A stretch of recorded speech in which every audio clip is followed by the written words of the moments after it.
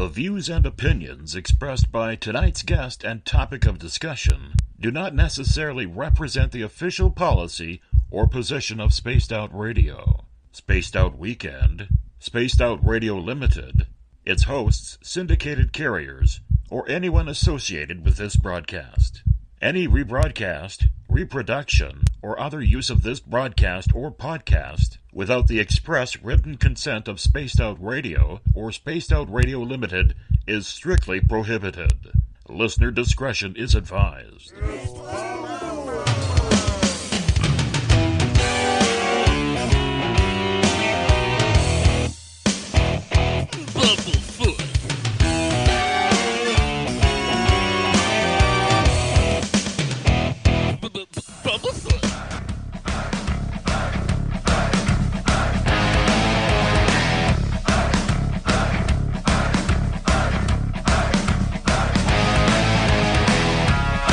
Are you experienced?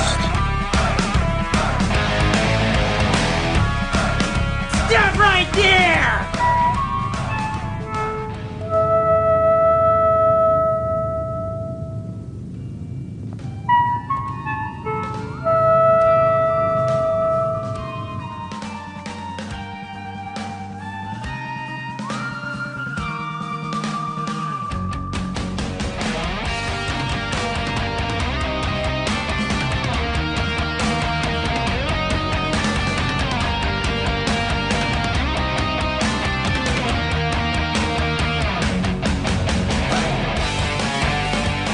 From high atop the mountains of British Columbia to you listening around the world, this is Spaced Out Radio with host Dave Scott.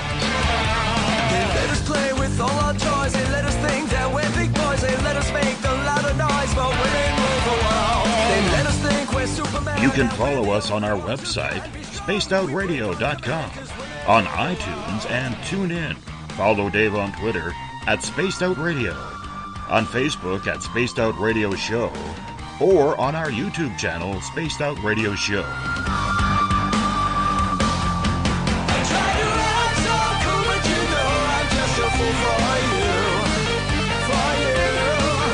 I will stop till I reach the top just to be there with you. Dave, oh Dave, are you playing with Bigfoot and aliens again? Dad, you gotta stop haunting the ghost. It's scaring them. All right, seriously, put down the pointy sticks. Okay! Game on! Game on! Game on!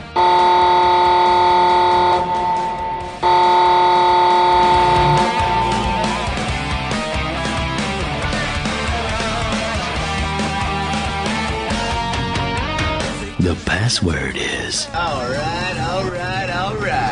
Buckle up, space travelers. It's time to go for a ride on Spaced Out Radio. Mr. Bumblefoot, Dave is ready for liftoff. I try to act so cool, but you know I'm just a fool for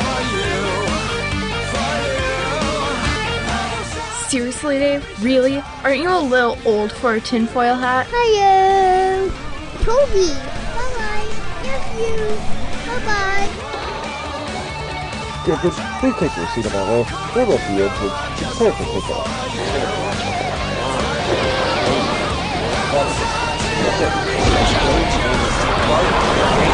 Start. 2, 1. Boost ignition and liftoff. I'm such a lucky guy, 'cause after all this time, it's like the deeper I go, the deeper I fall.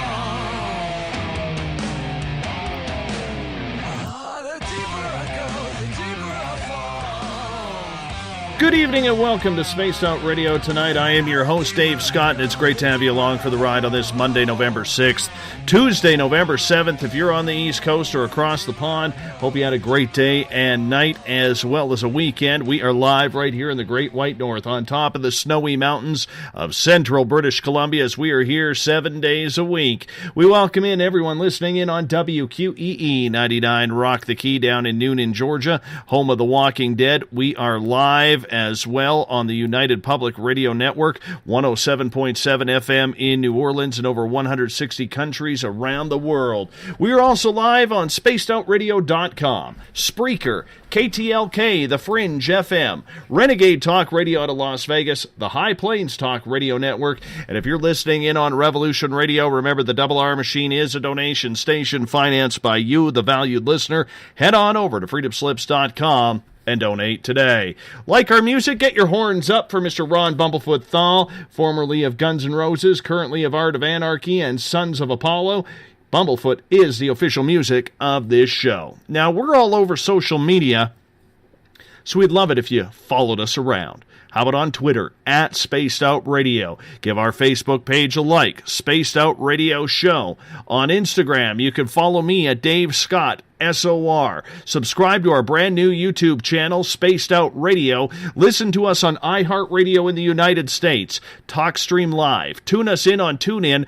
Download and subscribe to our shows on iTunes. Our website is spacedoutradio.com. Now, if you want to take part in this show, you got to do me a favor. You got to sign into one of the chat rooms, either on Revolution Radio, Spreaker, or on Facebook at the SOR Space Travelers Club. Or if you're on Twitter, use the hashtag Spaced Out Radio. I will connect with you live there as well. Now, if you head to our website for $5 a month, you can become an SOR Space Traveler.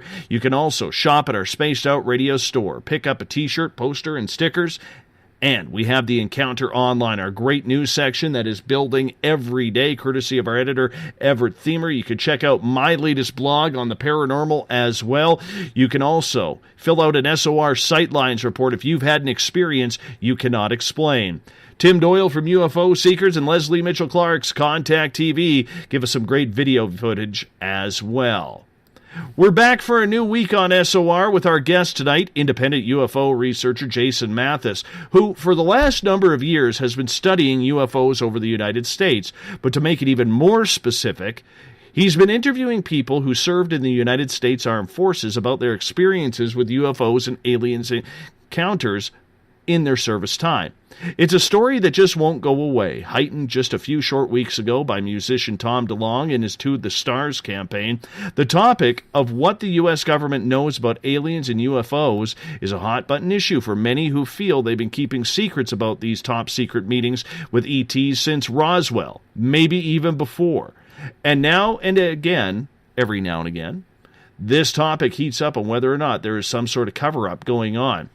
And that's for you, the audience, to be the judge. Jason Mathis, welcome to Spaced Out Radio for the first time. How are you doing? Pretty good tonight. Thank you. Thank you so much for coming on this show tonight. What got your interest in UFOs?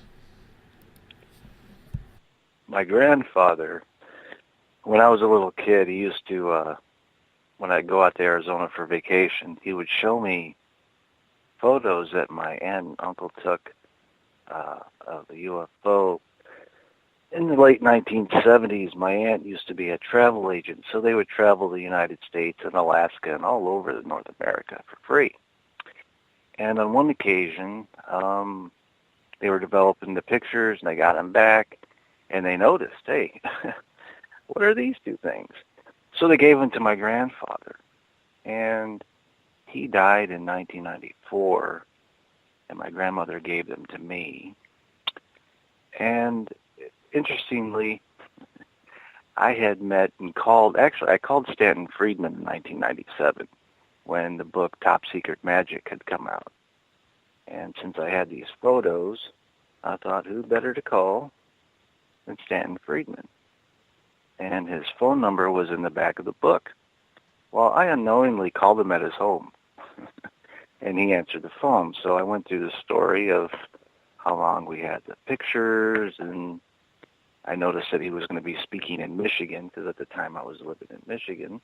And could we meet up and possibly tell me what you think? So that was November 13th, 1998 is when I met him. And the one photo showed a clear white, well, not clear, but it's a clear photo of a white disc hovering over a snow-capped mountain peak. And I have to tell you, it's too bad Mr. Friedman still has my photos after 20 years almost, and I've asked for them back numerous times. But it is one of these photos, it's clear-cut indication. I mean, there's no denying it. It's not fuzzy. It's not out of focus. It's clear. It's right there. So I just don't understand why he's been sitting on them.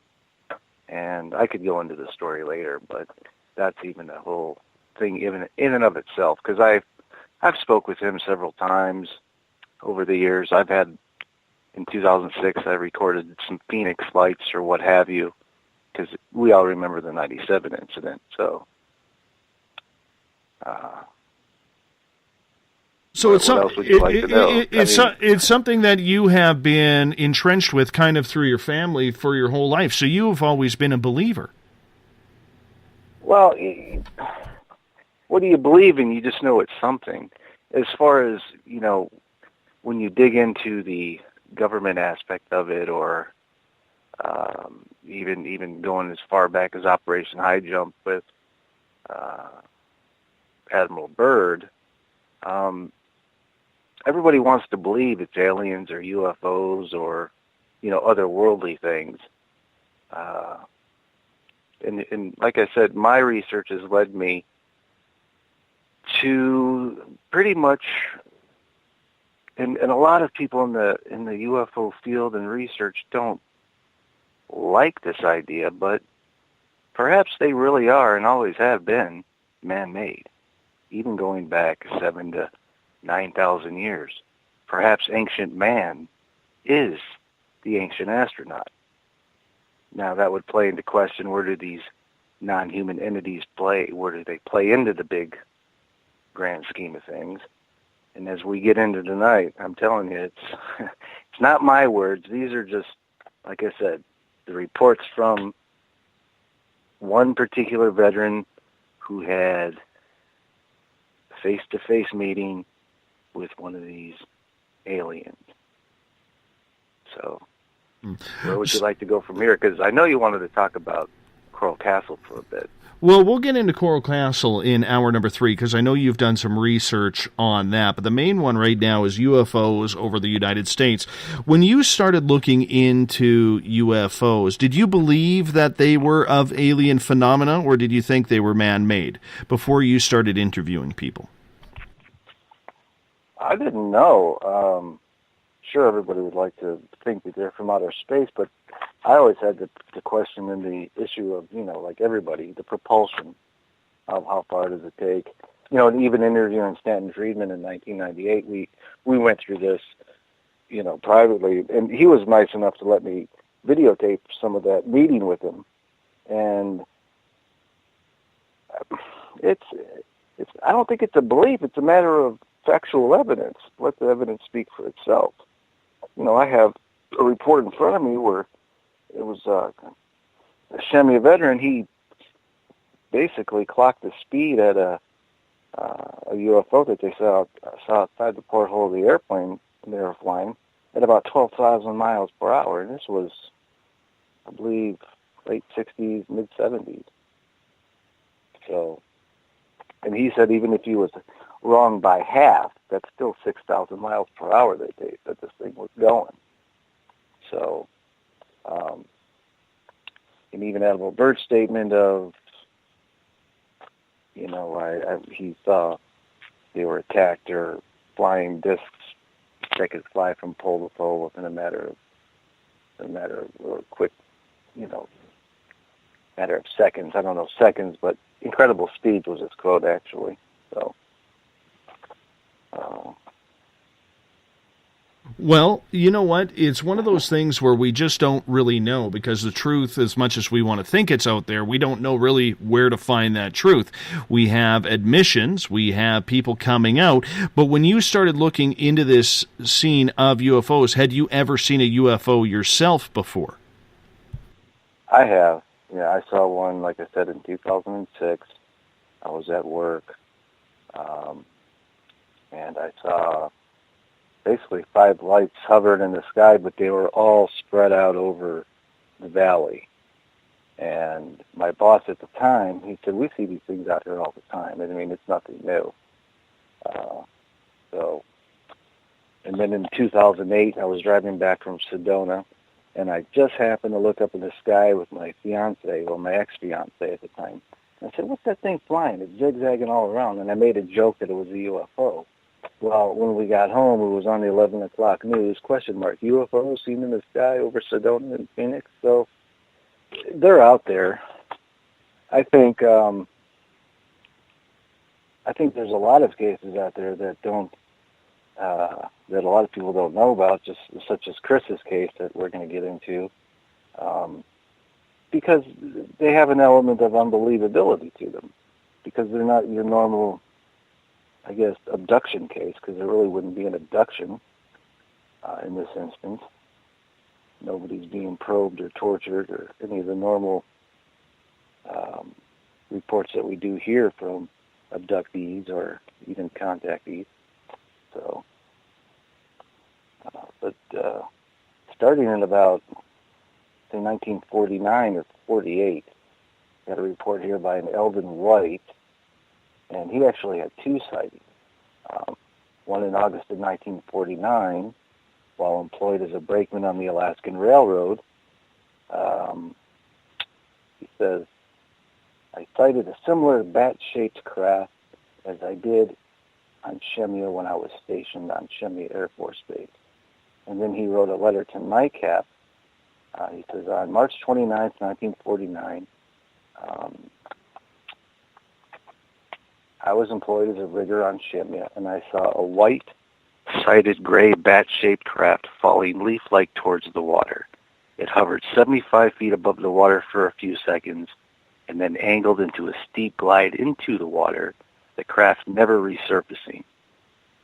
So he followed up with a NICAP letter on April 4th, 1966. And he said it was about 300 feet above him. As he stated, falling leaf-like towards the water. It was about 30 feet across, and the leading edge of its wing was spaced with round openings, emitting a greenish-yellow glow. In the top center of the wing had a dome emitting a pulsating red glow from the inside. Underneath and to the side of the object was a long protruding shaft, kind of like on the back.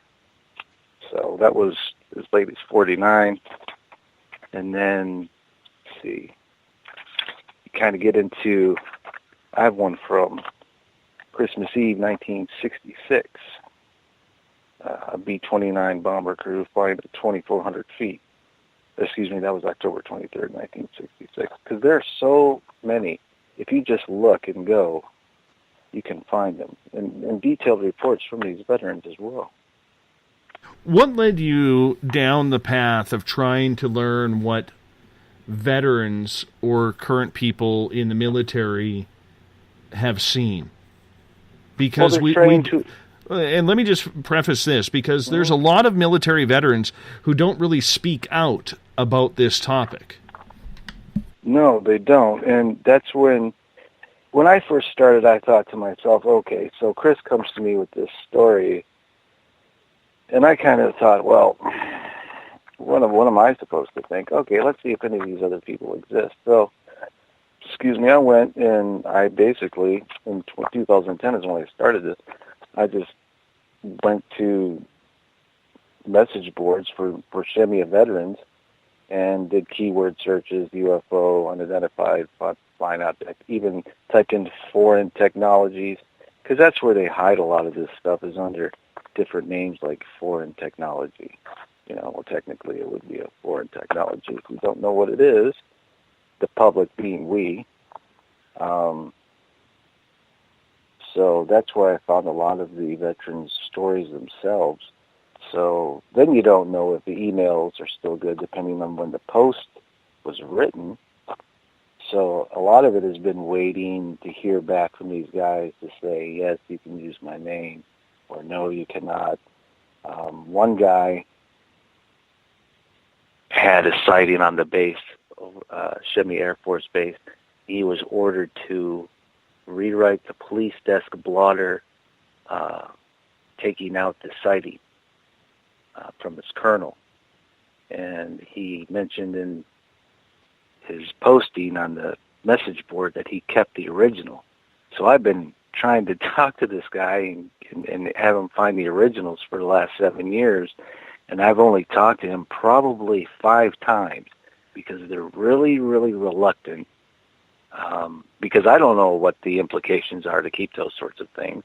And have we ever heard of anybody in the military keeping the original UFO reports after they've been censored? I haven't heard anything. So when you come across things like that, it's kind of hard. It's like pulling teeth in a way. So you only can go by what was publicly stated already, and then you have to cover yourself and make sure you have their permission to go forward, and anybody else whom they may mention. So when you're going through these things and you're doing your research, you really have to watch yourself. A lot of names, I'll just leave the last names, admit them if I don't have anybody's permission. So that's how it goes. Jason, not a lot of people have gone down the military serviceman angle. We hear a lot of people go into the higher-up commands of trying to figure out UFOs, ufology, disclosure, information, but very rarely do we have people going to the everyday soldier who was out there, maybe on base or in the field, helping recover crash sites or seeing these objects around military bases. Why do you think so many military people are silent about this? Is it just the proudness of serving and not wanting to do the country wrong? No, I'll tell you why, because I'll have to get the name somewhere in my notes, but offhand, I think it was in 1978 or 79, there was one of these UFO groups that took the NSA and I think the CIA, one of the two, I think it was the NSA, to court. And they wanted files released about UFOs. So it all went all the way to the Supreme Court. And the article is actually in the March 1982 issue of the Washington Post. And this is what gets me about some of the researchers out there, which I don't understand why they don't reference this when everybody's asking about disclosure. And why don't we have disclosure? Well, it's very simple right there in black and white. March 1982, Washington Post, the Supreme Court ruled that UFOs are a matter of national security. And then even going further back to the late 50s, I have a reference material from Trend Book Magazine 145 entitled UFOs Fact or Fiction, and it states right in there the UFOs secrecy writ in the little number about their information regarding UFOs. Even though it wasn't official back then, they still had a secrecy clause about it. But in 1982, as I said, the Supreme Court ruled it's a matter of national security. Everything you need to know, we're not telling you. So I think that's part of the biggest problem. So when you started talking to military veterans about the UFO phenomena, how were you taken right off the bat? Well, first, in what way? Like, why am I telling you? Like, why should I tell you kind of way? Or? Exactly. Well, first, I'm really nobody. I'm not anybody in the public eye. I'm just a regular, working kind of guy. And secondly, usually to get Chris's story, I had to, a friend of mine introduced me to Chris, and he has since passed away, unfortunately. But he had told me about him. I think he was telling me about Chris 3 or 4 months before he actually put me in contact with him, because he wasn't sure if Chris would even tell me. So when I finally did talk to him, he said, look, what I'm about to tell you actually happened. He goes, whether you believe it, I don't care. He goes, whether anybody else believes it, I don't care. And I said, okay, well, first off the bat, let me ask you this. If you are telling me this, and I do want to write a book about it, or I do want to, I told him all my interest and things like that. And he says, because I didn't sign the secrecy thing about this, he says, it wasn't anything I signed. also, the story is so outlandish, I don't expect people to believe me. And he says, and that is part of my torture that the alien says that he'd like to inflict on me. Because as he was engaging this alien entity over a 3-day span, he was explaining. Go ahead. I want to get into Chris's story in a little bit because I want people, before we get into it, to know who Chris is. But when you were talking to these people in the military, did you notice that once people started telling you information, that more and more started coming out to you about what they saw during their service time? I'd say one other guy actually referred me to a book that he had written about some of his UFO dealings at Shemya. I don't think the whole book was about, I'll have to get the name of it, I don't think the whole book was about just that aspect. I think it was just about his general experiences at Shemya. It wasn't anybody who came forward to me. I had to go to everybody that I found. And there was only probably 3 or 4 good stories, and I say good meaning good contacts that'll say, yes, you can use my name when the book comes out. I don't have a problem. No big deal. The other stories are all public domain, basically. And then anybody who I don't hear back from, of course, I'll have to either admit or not use their names. And that's the biggest thing when we're doing research like this, because people like names and references and sources, and I understand that. But militarily, it's a very touchy subject, as you say, because not a lot of people come forward. They just won't do it. Do you find, though, that once you were able to gain that trust, the information that you heard was pretty phenomenal? Yeah, I would say so, because Chris has even, I'll give you a good example. One day I was talking to Chris about the Men in Black. I said, what about this Men in Black thing?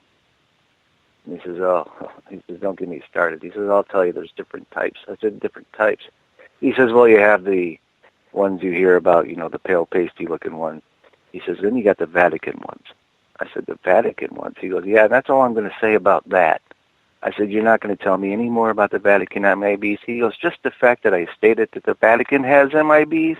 He goes, that's enough. So once you hit a wall like that, it's like you're given a piece of what? And then he can't say anything more because he's either in fear or maybe he signed something, I don't know. But he just would not talk about the Vatican having Men in Black. All he said was, I've been visited and I don't want to be visited anymore. So when it gets that touchy, then you have to start thinking, well, what line am I crossing, if any? Because over the years, some UFO researchers, some writers, it seems that research has become a dangerous field over the last, 30 or 40 years. I could cite Jim Keith and the various other authors who've met untimely demises. So you have to be very careful of what you speak and what you say publicly as well. So for people who don't really understand about the Men in Black, if we look down that topic for a second, what do you mean by different types of Men in Black? That's what I tried to get from him. It was like you have I suppose you'd say the alien type, and then you have the government Men in Black. Like the Men in Black are actually from, say, a 3-letter agency. Then you have the Men in Black that are of the, alien type, or so to speak. And then you have the Men in Black, or like you said, are from the Vatican. So I think that's what he meant by different types. I don't think it was like a species kind of thing. But they were all interconnected towards the same cause. Yeah, right. Like keep your mouth shut sort of thing, yeah. Because Chris was threatened by the general, who was stationed at Shemya. He says, you tell anybody about this,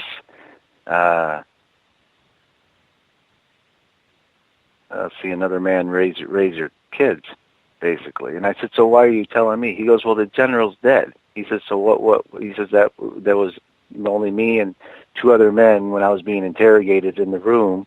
He says, and I think both of them are deceased. He says, well, the general's deceased. He says, the other one probably is. He says, so I didn't sign anything. He says, and who's going to believe me anyway? I'll tell you my story. He's like, I'll leave it up to whoever. All I know is that when we try to do previous radio programs, and he didn't want to use his last name, some backed out, and then he just decided altogether not to go on the air anymore, because we did one show with John B. Wells in June of 2015. And in the archives, interestingly enough, he doesn't have the show up. You can't. So even if you're a paying member, you can't listen to that show number 303, even if you wanted to hear it from Chris's point of view. Because I thought, well, you know, Chris, at least we have one interview with you out there. Well, now it's gone.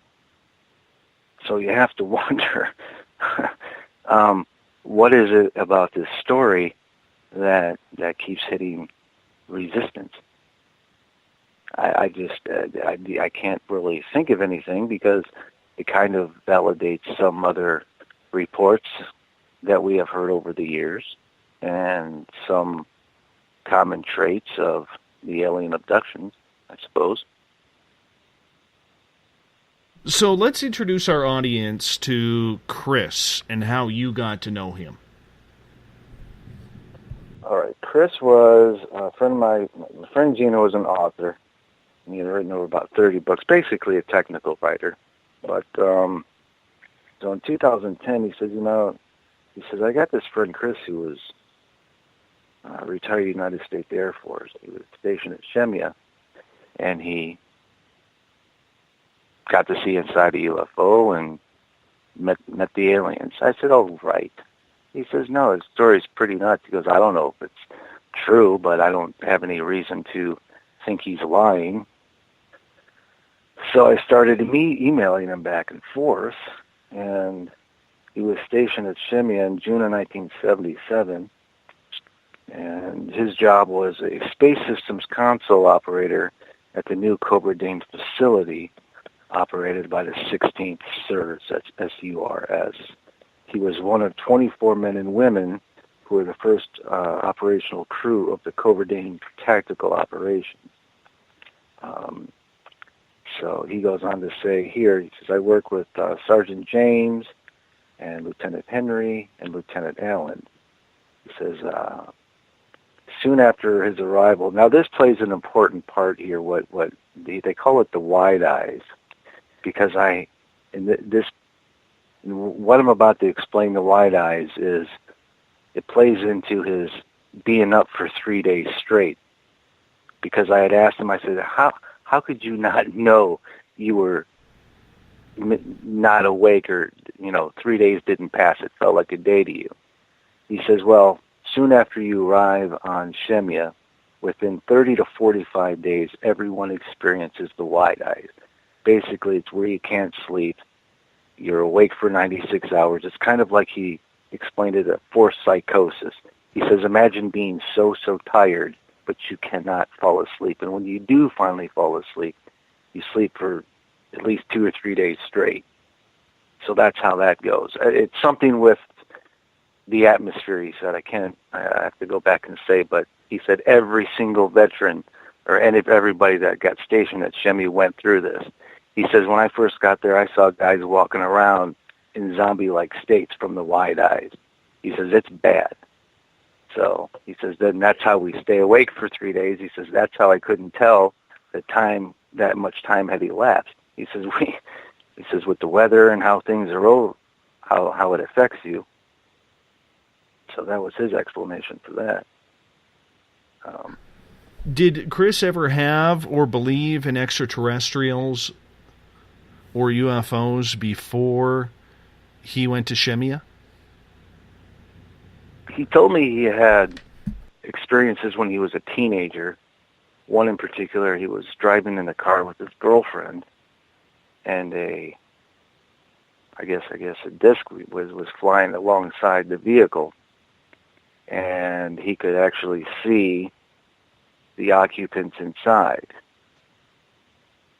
And I said, well, what'd you do then? He said, I started commanding them in the name of Jesus to go away. He goes, I didn't know what to do. He says, at that time, you'll try anything. And I said, well, did they go away? He said, well, eventually. He says, but that was the first time that he actually had something, until Shemya, that close of an encounter. So this was nothing new, but did he expect to have it happen during his military career? No, I don't think so. I don't think anybody. That's the thing.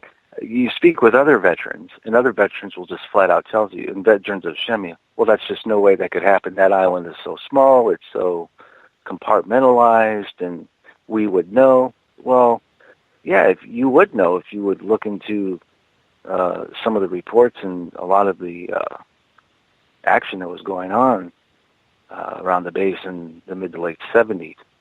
I think Newsweek ran an article about it, about one of the sightings, back in the late 70s on Shemya. So it's there. It's just a lot of people don't bother to look, because it's taken 7 years, almost 8, for me to get this far. And a lot of that information that I pulled from the message boards and certain websites, military websites, they're gone. They don't exist anymore. So all you have is the hard copy, and that's it. So, for people who may not know, where is Shemya, and please describe this military base. Shemya is along the Alaskan Aleutian Island chain. It's the second to the very last island along that chain. One of the famous sayings that I've read repeatedly about the Shemya veterans, they say, it's not the end of the world, but you can see it from here. So I was kind of like that saying. But Chris writes here, if you want to, go ahead. Well, there is a lot of strangeness that happens up in Alaska. If you think of the Japanese Airlines Flight 1628, if you think of, even during the Cold War with the Russian Bear bombers coming over around Alaska and down the Canadian front here in British Columbia, we have, the Alaskan Triangle, where approximately 16,000 people have gone missing over the last decade. I mean, Alaska's a weird place, man. It really is. It's so isolated. I think anything can go on up there, and who's really going to know? I mean, I'm sure even some of the residences of mainland Alaska could tell you some stories, too. So. How long was Chris stationed up there for? 13 months. From June of 77 to, I think, July of 78. And, it's funny, because I go back and forth with a friend of mine on how to present this to the public. And this is what he says to me. He says, you just go out there and you basically, you give the whole story, and I like to sugarcoat it. And I said, well, I don't like the sugarcoat thing. And he says, you know what Mary Poppins says? Spoonful of sugar makes the medicine go down. And I just shake my head. I'm like, oh, you're showing your age. Because, like I said, this is right from his words, what he wrote me. And I can get into one of these instances right now, because in this interview within this email, he just goes on and he says, well, one of my first experiences, let's see. He says, directly on the west end of the island was an old airplane hangar and the remains of some shacks from World War II. Well, pallets were scattered along these two runways, and this is the area that was at the end of and 200 feet below the main runway for the Cobra aircraft. This was where, during my stay, I saw several hundred flying discs take off and land at various times, usually 2 or 3 at a time. They were ellipsoid disc-shaped craft, smooth chrome surfaces, like a mirror. There are no protuberances of any kind, and when they landed, they would float on a cushion of air for a few minutes until the static discharged from the hull, then they settled slowly on the ground. Well, the first of my experiences with these, I was standing inside one of the airplane hangars, and one craft flew in through the doors. It was about 40 feet in diameter, and it was about 20 feet from me. Well, a door opened on the side, and to the right of the door, in chrome lettering that looked bead blasted, were in black letters, USAF. When the craft settled onto the ground, a being about 5 foot tall emerged. He was sickly pale. He had an appearance similar to the grays you see in the sci-fi movies, only he was not gray, nor were any of the 20 or so I saw that year.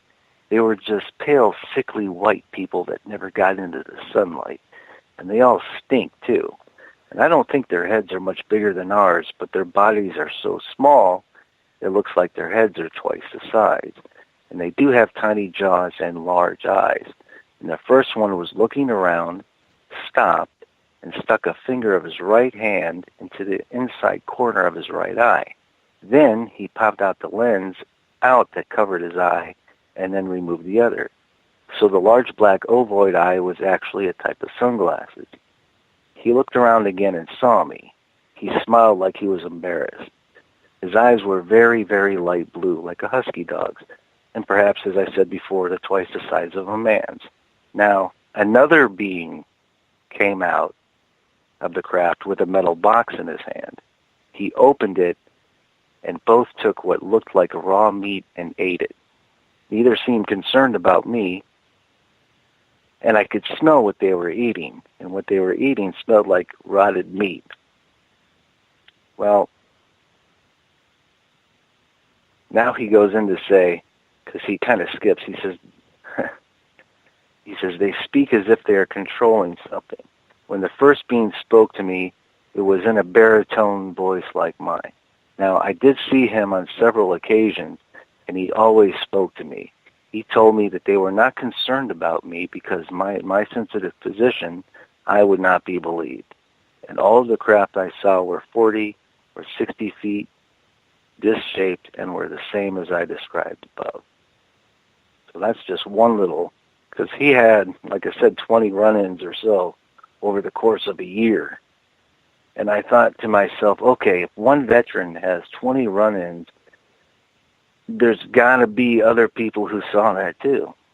There has to be. You can't keep that a secret. So it has to be other people aren't talking as well. Do you think that this was some sort of program, much like what a lot of people feel is out at Area 51? Well, I think what's going on is very select few know actually what these things are.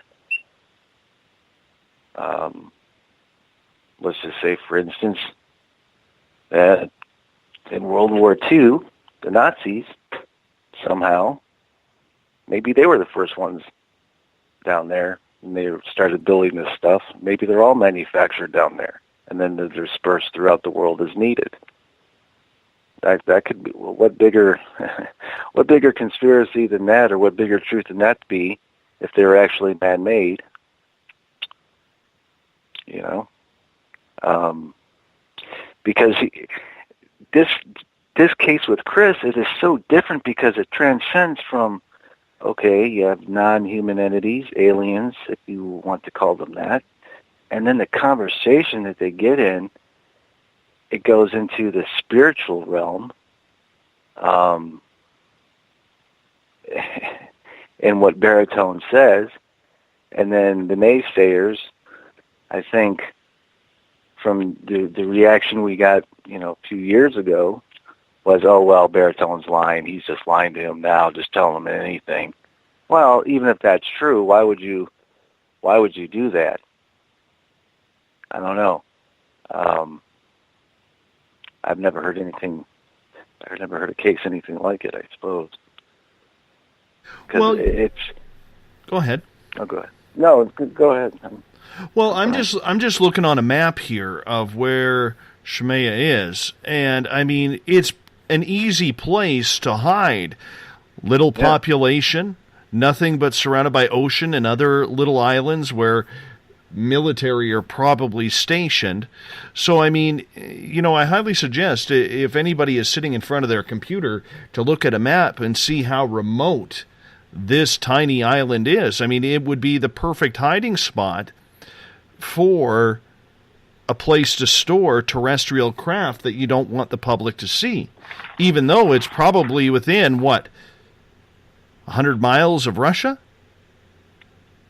I know it's really close. It's really close, yeah. So, what are you going to do? Well, it is interesting, Jason, because, I mean, we all talk about Area 51, Area 52. Where are the United States hiding these potential military craft, whether it's these TR-3Bs that we see so much, the black triangles that everybody thinks could be part of the Aurora project. We also, wonder, when the F-117 stealth fighter was retired in 2008, we all knew that it flew for almost 10 years in U.S. military service before anybody knew a link to it. So, I mean, we look at it, we think, okay, what else is the government hiding? Are they hiding it on the mainland? I mean, this is the perfect hiding spot for any type of craft or extraterrestrial involvement. Well, I think Antarctica would even be a better spot. I mean, Admiral Byrd, he said that when he came back from his Operation High Jump, he said, look, World War II is not over. And when he reported to Forrestal, he says, we need to create a blockade, a barricade around Antarctica and watch it. He says, it's not over. And he got reprimanded pretty much by the government, and they attempted to hospitalize Byrd for it. And then what happened with Forrestal, well, goes out a window at Bethesda Naval Hospital, I think it was, in 1949. So take us back. Right. Now take us back to 77, 78 when Chris was there. Now, first off, before we get there, what is the reasoning behind not mentioning Chris's full name? Explain that to our audience. Because we didn't think we'd have a problem. And when we went on John B. Wells, he used his full name, and I think about a week or two after that, I said, well, how'd it go? Has anybody contacted you? And he says, they ruined my computer. I said, who's they? He says, hackers. He says, and they got my unlisted phone number. He says, and I got calls in the middle of the night at my home. I've gotten death threats. And I said, well, where did they, where did they call from? He says, I had calls from Maryland, Arizona, California. He says, my computer was hacked. He says, as far as I can tell, from the same states. Let's see, Michigan, he mentioned, Maryland, California, and a few others. And he says, I just don't want to, he says, forget it. He says, I'm going to retire, and I don't want to be messed with. He had to buy a new computer. And I think what really got him was whoever called,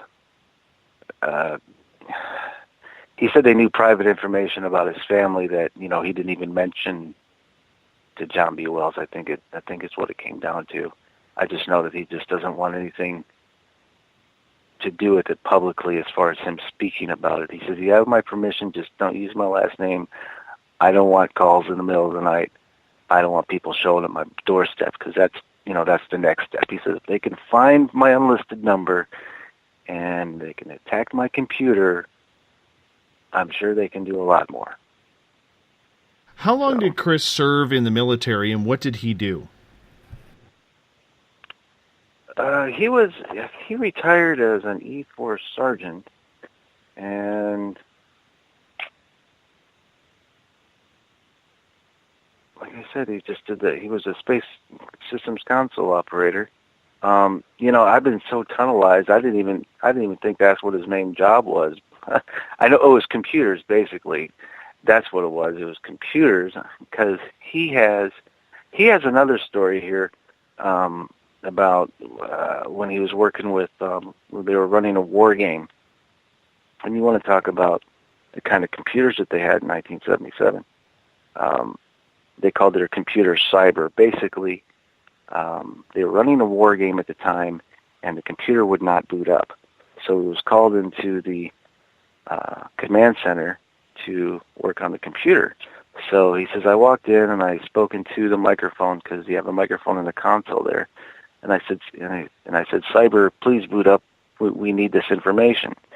And Cyber typed onto the screen, and I said, wait a minute. The computer typed back at you the response? I said, what was it, artificial intelligence?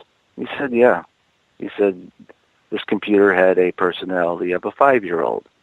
So basically, I said, Cyber, we need to boot up. We need this information. What's the problem? He said, I'm scared, Chris. He says, what are you scared of? He said, what's a missile? And he says, we'll talk about that later. Please boot up. He says, later, the general and the commander asked me if the computer ever interacted with me like that. And I said, yeah, all the time. And they wanted to know how I programmed Cyber. And I said, I didn't program him. This is what he's learned. So I went to ask him more about that, but he wouldn't tell me any more about that. See, these are the kinds of things that I've run into, information about a computer that can talk back to you in 1977 like AI. And he says, I can't tell you anymore because I signed papers. I'm still under secrecy. So it's like, here, you get a good golden nugget, and then you don't get the whole rock, so to speak, because he's still under oath. So it's almost in a way, well, should we even mention it publicly? Should I even put it in the book? Why not? I mean, it doesn't hurt. So little side stories like that when you're dealing with, the unidentified aerial phenomenon aspect of it. And now, was Chris told, Jason, that there was ET contact up there before he got stationed there? Because a lot of times around the military, soldiers who get transferred to other bases will talk about their previous stops. And I'm wondering if he had any information on what this base was like. You mean prior to him going to Shemya? I don't think he knew, exactly what Shemya was all about, other than it being an island out there in the middle of nowhere, pretty much. So, did he have a choice to go there or somewhere else? No, not that I know of. I think Shemya, from what I understand from reading the veteran stories, it's a love-hate kind of thing. Oh, I was out there on Iraq for X amount of months, but I loved it, still miss it, So there's a lot of good camaraderie and brotherhood among the veterans that I've come to know, reading their stories and of the like, things like that, So, like who worked in the snack bar or ran movies or worked at the base radio station, things like that, whatever they did out in their off times. Do we know how many people were stationed there at that time? Let's see. Well, I know here he says he was one of 24 men and women for the first operational crew. I think no more than, I could be wrong about this figure, I think it was something like 124 crew members total on the island at one point. I think, which isn't very many. You think about it. No, that isn't. It's not very many women too. He said, actually, I don't imagine there would be, but. Well, especially during that time, considering their, where you placed women back in the day in the military back then was still somewhat of a precarious position. They still had full control over, what jobs women had in the military. Right. I know they were greatly appreciated, though. Everybody had, it's always something nice to say when it comes, to the veterans, and I love hearing the stories because it's, especially, like I say, the UFO ones are so, it's like, why don't you tell me more? So, like another instance with Chris is he was out with two guys at another time, Steve and Steve. Isn't that funny? But he wouldn't let me release their last names. He told me their last names, but he, even after this incident with them, they denied even knowing him. He said one time they went on a 3-hour hike, and when they arrived to one of these airplane hangars, they saw 3 UFOs inside when they got there.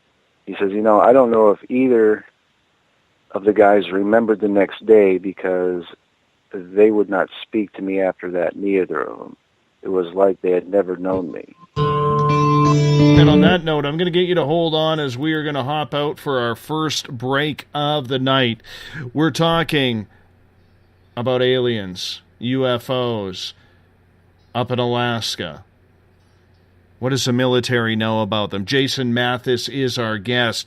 He's been studying this adventure of a gentleman named Chris, a U.S. Air Force veteran who had contact with aliens. We're going to get more into that and so much more on Spaced Out Radio in hours 2 and 3. Stick with us. It's going to be an interesting night indeed. You're listening to Spaced Out Radio. I'm your host, Dave Scott. We'll be back right after this. 365 days a year, we're in the field, investigating UFO sightings, talking to alien abductees, and visiting secret military locations like Area 51. We're UFO Seekers, official partner of Spaced Out Radio. Follow our daily search for the truth at ufoseekers.com or like us on social media. Catch us on Spaced Out Radio every third Monday of the month as we discuss Area 51, UFOs, and more. And also, don't forget to subscribe to us on YouTube.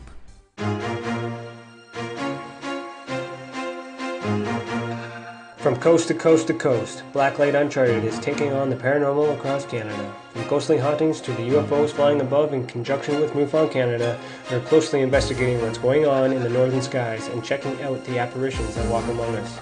Check out our videos right here at spacedoutradio.com. We want to know your thoughts, we want to hear your experiences, and we want you to share your stories. The answers are out there, and we intend to find them. Would you like to become one of our space travelers? All you have to do is click on the Space Travelers icon at spacedoutradio.com. For only $5 a month, you can get access to some great prizes, as well as private monthly shows, newsletters, and a members-only section on our website. Become a space traveler today. It's paranormal news at its finest. Welcome to The Encounter. At spaceoutradio.com, The Encounter online is SOR's trusted news source for everything weird and strange going on around the world. This is news editor Eric Markham. Our team of journalists are scouring the planet for those strange stories that rarely make the mainstream. No fear-mongering or fake news here. Head over to spacedoutradio.com and encounter The Encounter. Want to learn more about aliens, cover-ups, conspiracies, cryptids, and the paranormal? All you have to do is tune in S4 as we take over the Spaced Out Radio night, starting at midnight Pacific, 3 a.m. Eastern, each and every Saturday night, right after Spaced Out Saturdays. Hi there, this is Eric Cooper from Forest Moon Paranormal. Join me, Corey Ruiz, and friends as we discuss the hot topics of the night. It's fun, entertaining, and as dark as the night. Find us at spacedoutradio.com.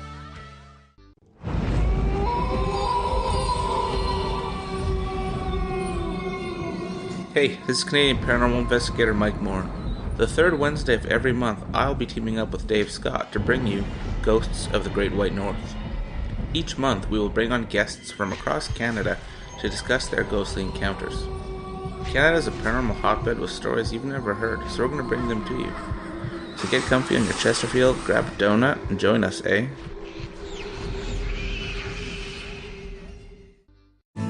Are you an experiencer? Have you had run-ins with strange creatures you can't explain? ETs, Dogman, Bigfoot, werewolves? They're enough to scare the daylights out of anyone. Hi there, I'm Butch Witkowski from your Four Cop. And on the last Monday of every month, you can listen to me and the host, Dave Scott, talk about the weird and the strange being reported on Spaced Out Radio.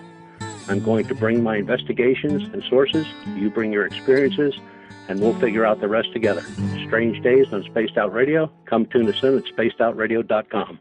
Want a place to share your experiences without feeling judged? We have the place for you. If you've experienced sightings or contact with ETs, ghosts, cryptids, or UFOs, and you'd like someone to confidentially look into the matter, just fill out an SOR Sightlines report. Our goal is to help you get the answers you need to the experiences you've had with our professional team of researchers. Your information stays 100% confidential. The SOR Sightlines report. Fill out your experience today only at spacedoutradio.com. Psychic Sundays, spiritual communication, ET contact, Sasquatch in your backyard. We will have it all on Cosmic Passport with me, Elizabeth Anglin. Each Sunday, starting at 9 p.m. Pacific, midnight Eastern, at spacedoutradio.com, I will take you on a journey of enlightenment. The goal is learning from the soul on out. We'd love it if you joined our experience. Cosmic Passport, heard Sundays at spacedoutradio.com. Are you interested in advertising on Spaced Out Radio? Head to our website at spacedoutradio.com and click on our advertising tab. There, you will find an assortment of ways you can get your product out there with us, from radio commercials to banners and social media. Have a product you like our hosts to endorse? We can do that too. Visit spacedoutradio.com for more details. From British Columbia to Northern California, Pacific North Weird has Cascadia covered. Check out our feature videos at spacedoutradio.com, where I, Vincent Zunza, and my super sleuth partner Alexandra Sullivan track down the weird and strange stories from around the Pacific Northwest, from Bigfoot to Mel's Hole and everything in between. This is what makes life exciting. So why report the normal when we can report the Pacific North Weird right here at spacedoutradio.com. Don't have time to listen to Spaced Out Radio live? Wherever you are, the car, the office, the shower, or even if you're traveling, we're right here for you. Each Spaced Out Radio show can be found on iTunes, TuneIn, and on our YouTube channel, Spaced Out Radio Show. It's the perfect way for you to catch up on our shows. For more information, just head over to our website, spacedoutradio.com, and tune in to us today.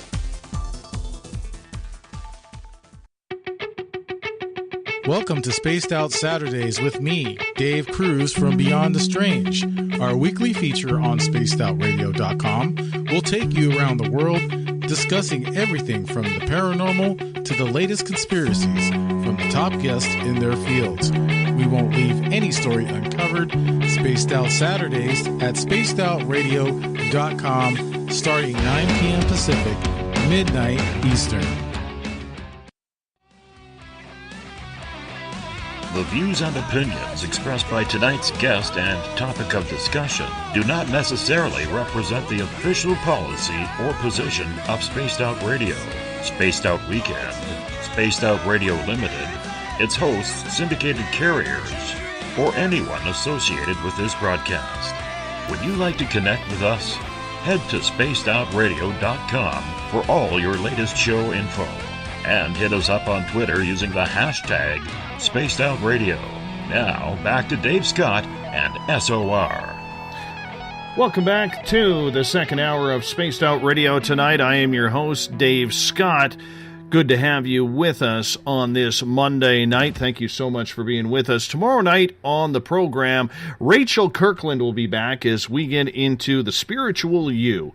We get going at 9 p.m. Pacific, midnight Eastern time at spacedoutradio.com. We want to welcome in everyone listening in on WQEE 99 Rock the Key down in Noonan, Georgia, home of The Walking Dead. We are live as well on the United Public Radio Network, 107.7 FM in New Orleans and over 160 countries around the world. We are also live on KTLK, The Fringe FM, Renegade Talk Radio out of Las Vegas, and if you're listening in on Revolution Radio, remember the Double R Machine is a donation station financed by you, the valued listener. Head on over to freedomslips.com and donate today. Bill Cardwell has set the password for tonight in the SOR Space Travelers Club.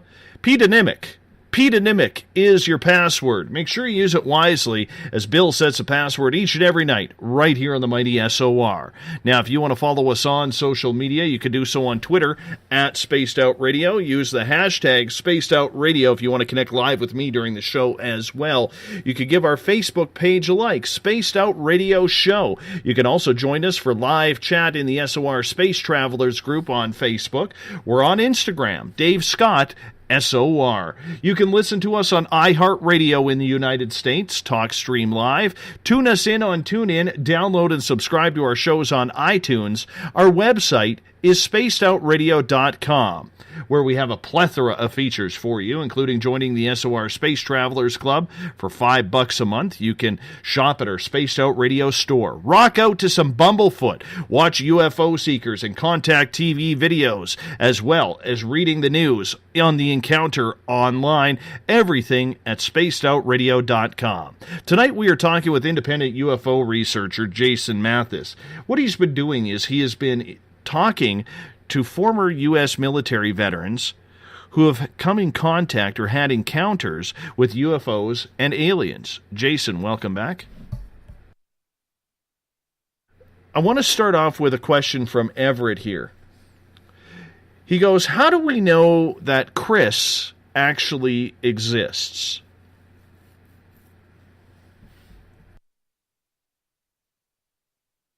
Somehow, if you can get a hold of show number 303 from John B. Wells from June 3rd of 2015, you can actually hear Chris and I on the program, and you can hear him in his own words. As I said, though, that show is not available on John B. Wells' archives. So it's up to John B. Wells whether he's going to put that show back up on his site or not. And the computer that I have the recording in, when I downloaded it, is not in my possession. Lost that in the, I'll say, divorce, so to speak, loosely. So that's why I don't have a copy of it. But that's how you know he would exist. So, and I'm not in control of John B. Wells' website, fortunately, or else I'd say that's who I refer you to. Now, but you have met Chris, though. You've talked numerous times with him. Yes. Is he still alive today? Oh, he's alive. Yeah, his health is not doing that well. So he actually the other day on Facebook he made a statement, and I said to him, I said, can I say that on the air, quote you on the air? He said, yeah, don't use my last name. I'm like, I'm not going to use your last name, but it was referring to, the photo of our galaxy, the Milky Way, and this is what he's referring to in his comment. So imagine your listeners for a moment. So here's the photo of the Milky Way galaxy. So this is his comment about this photo. He says, okay, here's one for you. For years, we have all seen this photo claiming it to be our galaxy, the Milky Way, and the sun is one of the smaller microdots in the photo. If it is, who took the photo? From that vantage point, it would take 4 or 5 light years to reach the point of a photographer for this. That would be way beyond our technology to do. Today's science is all about misdirecting and misinforming. This is an extreme photo of the galaxy Andromeda, not us. Why do those who actually control the information feel the need to lie to us instead of telling the truth? Is it because they and their self-inflating egos want to control our thoughts and responses? They are political and they desire to eliminate God as the creator. If they succeed, then the masses will believe whatever they want them to believe. For instance, aliens. There are no such things. These 19 different varieties of creatures are demons and demonic offspring. They hold no technological or spiritual advantage for us. Yet, the United Nations sponsors them and portrays them as benevolent peoples from star systems far, far away, or long-lost gods, supposedly worshipped by ancient peoples of Sumeria, etc. poppycock. These are lies. Every detailed discussion on the abduction cases where humans were captured by the aliens details horrific, painful medical probing and such without any anesthesia or painkillers. These demons are getting off on the pain they inflict. How can they be benevolent?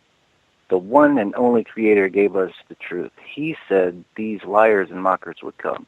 Certainly the falling away has begun in earnest many years ago. It is only now being exposed for what the New Age, New World Order, or One World Government is.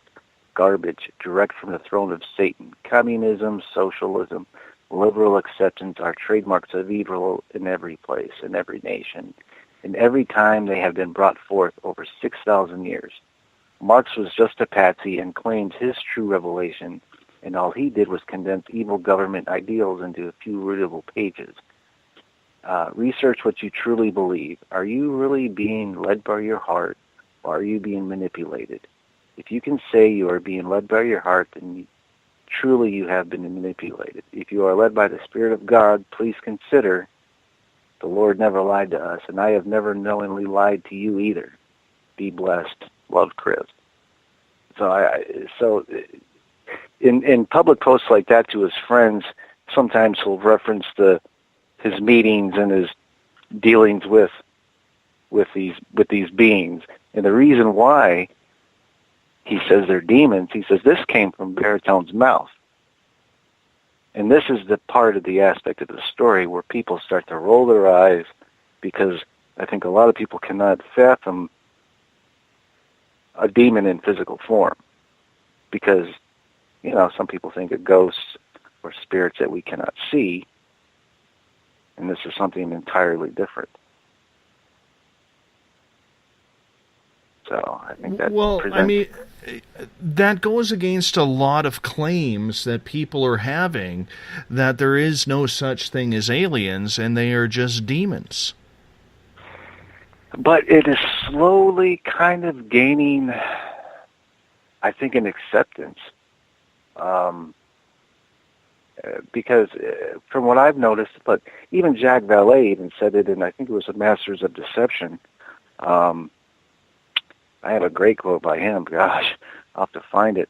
But basically he's saying it's going to come down to the spiritual mysticism versus the hard scientific evidence of what these craps are. In his book, I think it was Masters of Deception. So, and if anybody has any questions, while I look for the quote, because I got so much notes here, it's unbelievable. No, and I understand that, and I can appreciate where people feel that, okay? I totally can. However, there are so many people having benevolent contact with beings, myself included, where it is very tough to fathom that out of what science has proven is an everlasting and ever-evolving universe that is infinite, as far as we know, it's very hard to believe that we would be the only creation of life that God has created. But that's I said that exact same thing to Chris, and he says we're not the only life. He says there's three beings, so to speak, that exist on Earth. He says you have humans, you have angels, and you have demons. He says there are no aliens. He says aliens are on their prospective planets, and they can't go anywhere any more than we can go fly off to Venus or somewhere else. He says that's the big misconception. He says that people just don't want to believe it. People don't want to come down to the God or Satan aspect, the good or evil aspect of it. He says they just don't want to come to terms with these things being demons. He says, and that's what Baritone told me. He says, this is part of the torture. He says, I know that you, that this is going to drive you nuts. He says, and people won't believe you, and we love it. And I even asked him, I said, well, was he being Baritone, I said, was he nice to you? Did he like you, for lack of a better term? And he said, well, I think he treated me nicely because he had to, because of the position he was in.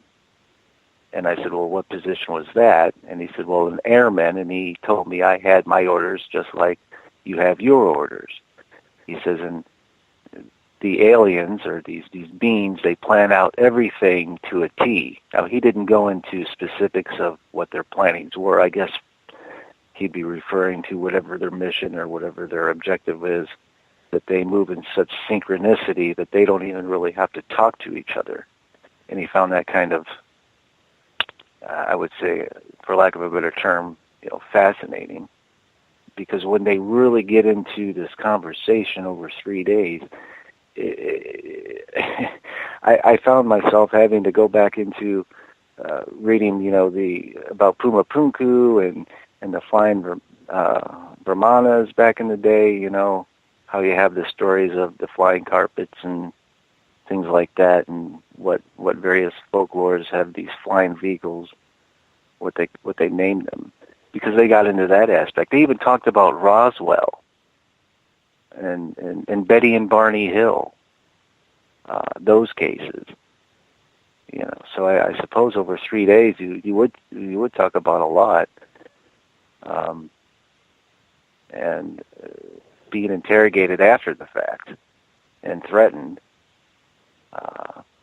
Probably why he hasn't said anything. Well, there are so many questions in regards to this, and I'm going to hit you up, and I hope you can answer them as best as possible. If all of these aliens, or demons, as your source Chris calls them, what would their purpose be of flying craft around and landing at U.S. military installments if their job really is to scare the hell out of people, which would pretty much be the rapture if they wanted to start it?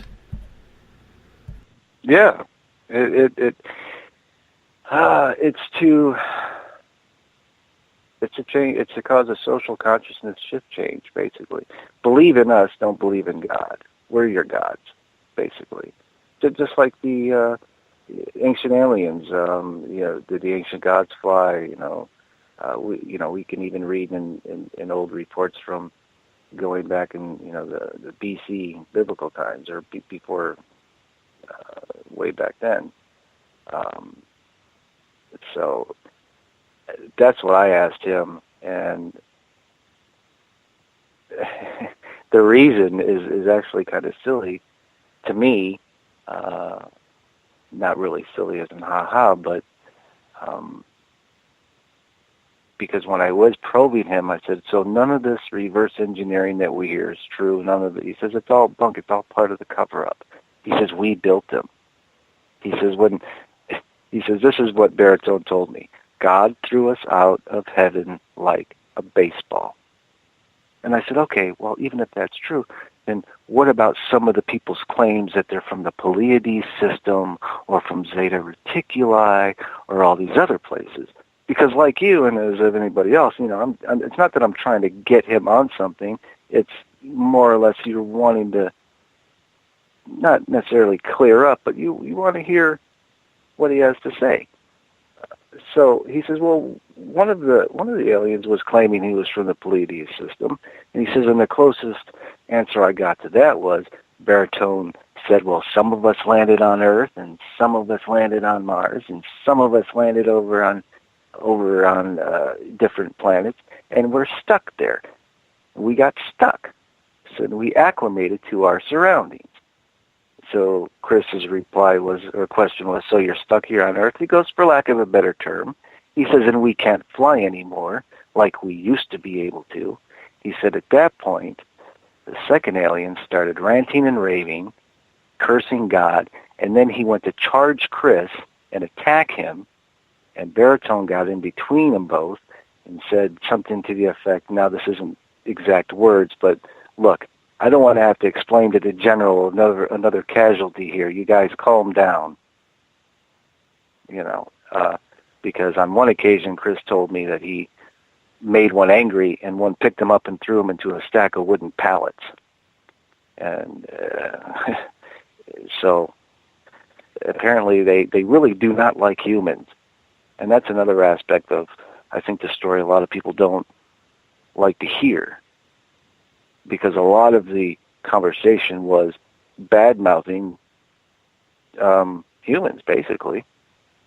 And who wants to read about that? No, and I can I can understand that, and I can appreciate it. But what is not making sense to me is the fact that we already know that there are, planets that could hold life out there. There are so many experiences people are having on a daily basis with creatures, whether it's benevolent or malevolent.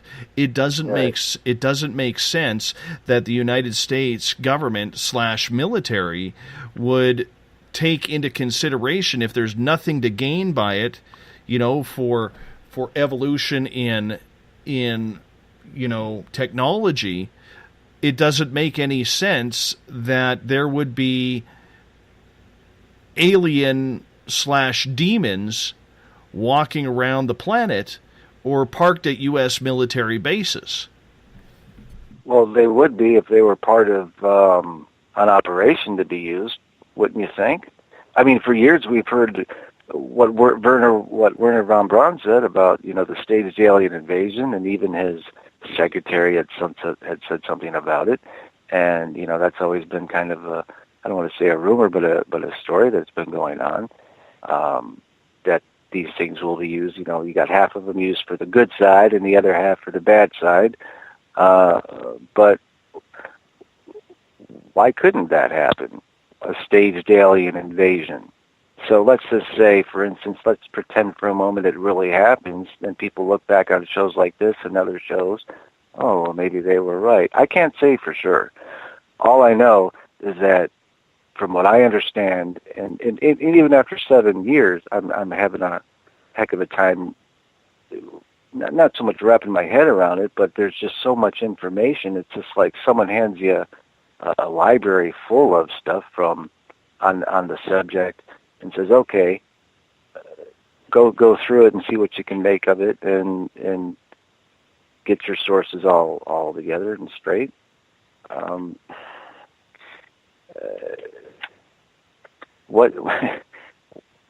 don't see a problem why they wouldn't be used like that. They'd have a function. Some people like I said earlier, some people in the United States military know the exact story, who and what these things are. I mean, for all we know, let's say, for instance, a UFO was sighted and jet interceptors were following it or chasing after it. Well, let's look at it a different way. What if those interceptors were actually escorting it? What about the UFO reports going to the nuclear installations and the nuclear installations shutting down? What if those are all their own tests that they're running? What effects these craft have on? These are just questions I'm throwing out there, and not looking at it as aliens from another world coming in and flying all that way just to hang out over a nuclear facility. I mean, what if those are operations in and of themselves within whatever they're... You see what I'm saying? You have a mission, and they're... I understand that, but it's hard to fathom in a country that provides everything within God we trust that they would make a deal with the devil. You can even look... Musicians joke about making a deal with the devil. And, I mean, the internet's rife of those sorts of stories as well. But if you had a non-human entity or a non-human race, and you were in cahoots with them, for lack of a better word, to be used as a later time, I mean, just look at what the United States government does. They arm weapons to certain countries, and then later we go in and invade them and take away their weapons. Oh, I'm not denying that they're conniving. Right. Right. I'm not denying that they aren't playing some sort of game. I do have I mean, lack of a better, I realize it's not a joke, but I think it's kind of insanely funny that if these extraterrestrials are in fact demons, that a country that, goes with "In God We Trust" and is still a very religious-backed country, then making a deal with the devil really isn't very cool. Well, Chris and I discussed Friedman's term of the cosmic Watergate. So basically, I said to him in one of my conversations, I said, so you're telling me basically the whole reason for the UFO cover-up is because the United States government does not want people to know that there's actually a God, because if the aliens were to come out, so to speak, if disclosure was made and the truth came out that they were actually demons, it would force people to believe in the existence of God. He goes, exactly. He says, and the last thing the government wants is people really believe that there's a God. They'll have them believe anything else. Aliens from Zeta Reticuli or the Pleiades or whatever. He says that's the real cosmic Watergate. He says Stanton Friedman's not far off on that aspect. But like I said, whether one chooses to believe that's what these things ultimately are remains to be seen. What we do know is that they're non-human and they exist. So you have at least two of the three there.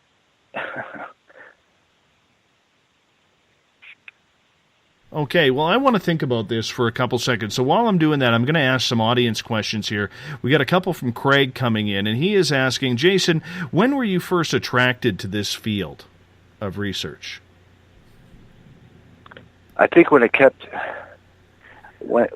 bumping into it on accident. What I mean by that is, earlier I mentioned my grandfather had the photos of UFOs, so that was a treat every time I'd go to Arizona for vacation. Now I'll get to see the UFO photos.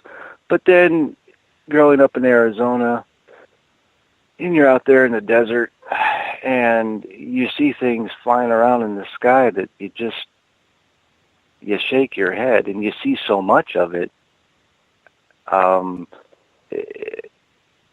You tell your friends, and then the internet comes along. You start telling your stories, and it's always followed me in that aspect. That and the paranormal. You want to talk about an interesting life? Oh my God! Not just seeing the Phoenix Lights in 1997. When I saw that, I think a lot of people remember that who lived in the valley. And then, the early 2000s and the 2008 sighting I had. Down in Tennessee, I was in 2004, saw one flying around, zipping across the sky. It was going kind of like in a zigzag formation. It'd fly from one end of the sky, stop, and then go back to the other end and stop, go up, and then go down. So you're thinking, what are they? Are they ours? Are they UFOs? Because at the time, I didn't know Chris. I didn't know his story. And just like anybody else, thought of the existence of other life elsewhere. Sure. Let's get to Kit Kat's question. She is asking, so what are alien abductions and military abductions then? Are they the same thing or working together, and for what purpose? Well, basically, from Chris's explanation from Baritone was they like to torture humans. They cannot, they don't have any feelings. They don't understand emotion. So they can only experience emotion and feelings by proxy, I guess, through us, by observing how we react. And the fear aspect, us being scared, it's like a drug to them. We emit some sort of pulse or some sort of wave that they pick up on. Whether that's really true or not, I don't know. Like I said, I'm the reporter. This is what was said to me. And as I said, it puts me in a position of, do I believe it? Who knows? But when you get into the aspect of, like, the effects the aircraft has on people. He goes into that. He says if anything touches the vehicle before the static is discharged upon landing, it's vaporized. When in flight, any mammal within 100 yards of the craft will hallucinate as if on LSD, mostly people and dogs. Humans have frail memories, so the aliens can tell them anything and they will believe what they're told. He says physiological changes and manifestations occur up to 20 years. And I guess that's with the electromagnetic charge or whatever you're exposed to. He says that magnetic discharge will cause burns, boils, and vision problems, and sometimes even radiation sickness. So we've heard old, stories about that. I think there was one in the 60s where the guy got burned by one on his belly. Do you remember that case? I can't remember. There was one. There was one in Manitoba where a gentleman was burned by a craft. Yeah. So when you match what he says with, like a case like that, then burns and abrasions. Okay, well, those kind of match up, I would say. Then he goes on to say, he says, well, when the aliens experiment on humans, it's because they enjoy the pain, which they cannot feel except through someone or something else other than themselves. This is why they insert probes and needles into their victims. And the aliens do fly looking for people in remote areas to torture, and the vehicle's effects on humans is what they need to keep themselves hyped up, so to speak. To them, anger and pain are like aphrodisiacs. He goes on to say, Baritone said the experiments are usually done in the 60-foot diameter crafts so they can carry more aliens and more torture equipment. He says they like to plant evil memories so they can find their victims over and over again. He says when they use needles, the short ones are for hallucinogenics and the long ones are for torture. So when you get into that kind of detail back and forth, I mean, a lot of it is probably new to people that they haven't heard it quite like that before, especially when it's coming from the mouth of a non-human entity, because this is not your normal case where somebody was abducted, probed, and then put back on the road. This is a military person. And I can see why the other two Steves didn't want to associate with Chris and denied knowing Chris, because that was two other guys that had to run in with Baritone and this other alien. So there was more than just him. There was two other guys as well, probably even more. But when you only have one of the three coming forward, and that one of the three won't even give you the full name after the first coming out, so to speak, first interview, well, then you have to wonder who threatened him, who attacked his computer. Was it just some guy not liking the show because he's mad, or was it somebody from a three-letter agency? Who knows? No, and I can understand that, but, I can also see where the aliens would want that fear factor and want to mess with people. We've seen it every day. However, one of the statistics I have noticed on this show is the fact that it seems like more American people get negative contact comparatively to Canadian people and other people from around the world. And if we look at the free experiencers, which is at experiencer.org, which was a project put together by the late Dr. Edgar Mitchell, their statistics show that almost 84% of people who have had extraterrestrial contact talk of a benevolence with these extraterrestrials rather than malevolent type interaction. I believe the malevolent contact was just above double digits, like around 13, right. 14%. So that really doesn't make sense if the statistics are showing something else from true experiencers. Well,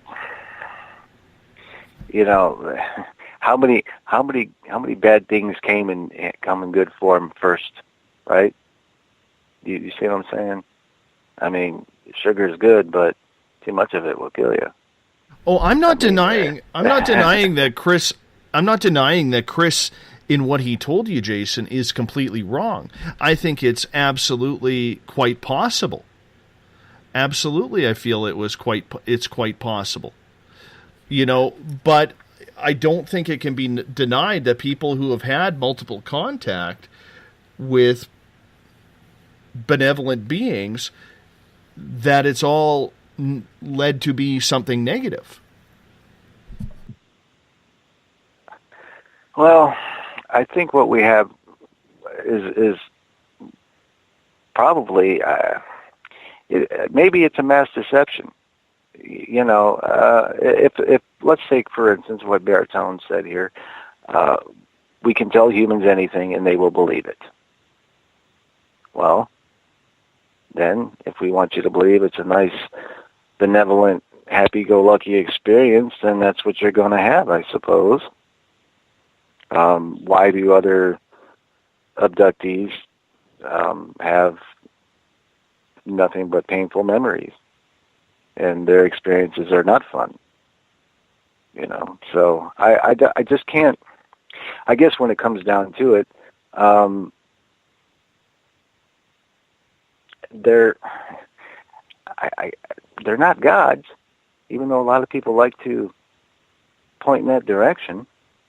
And here again, why is it such a bad idea or a bad thought to think that ancient man had the technology and still does? Because they even got into that, speaking about the hieroglyphics and the Sphinx, they being Chris and Baritone, and Baritone even said it. He says the schematics to build these ships are right there on the walls. He says, but the archaeologists and the mainstream scientists, they hide it in plain sight and they deny it.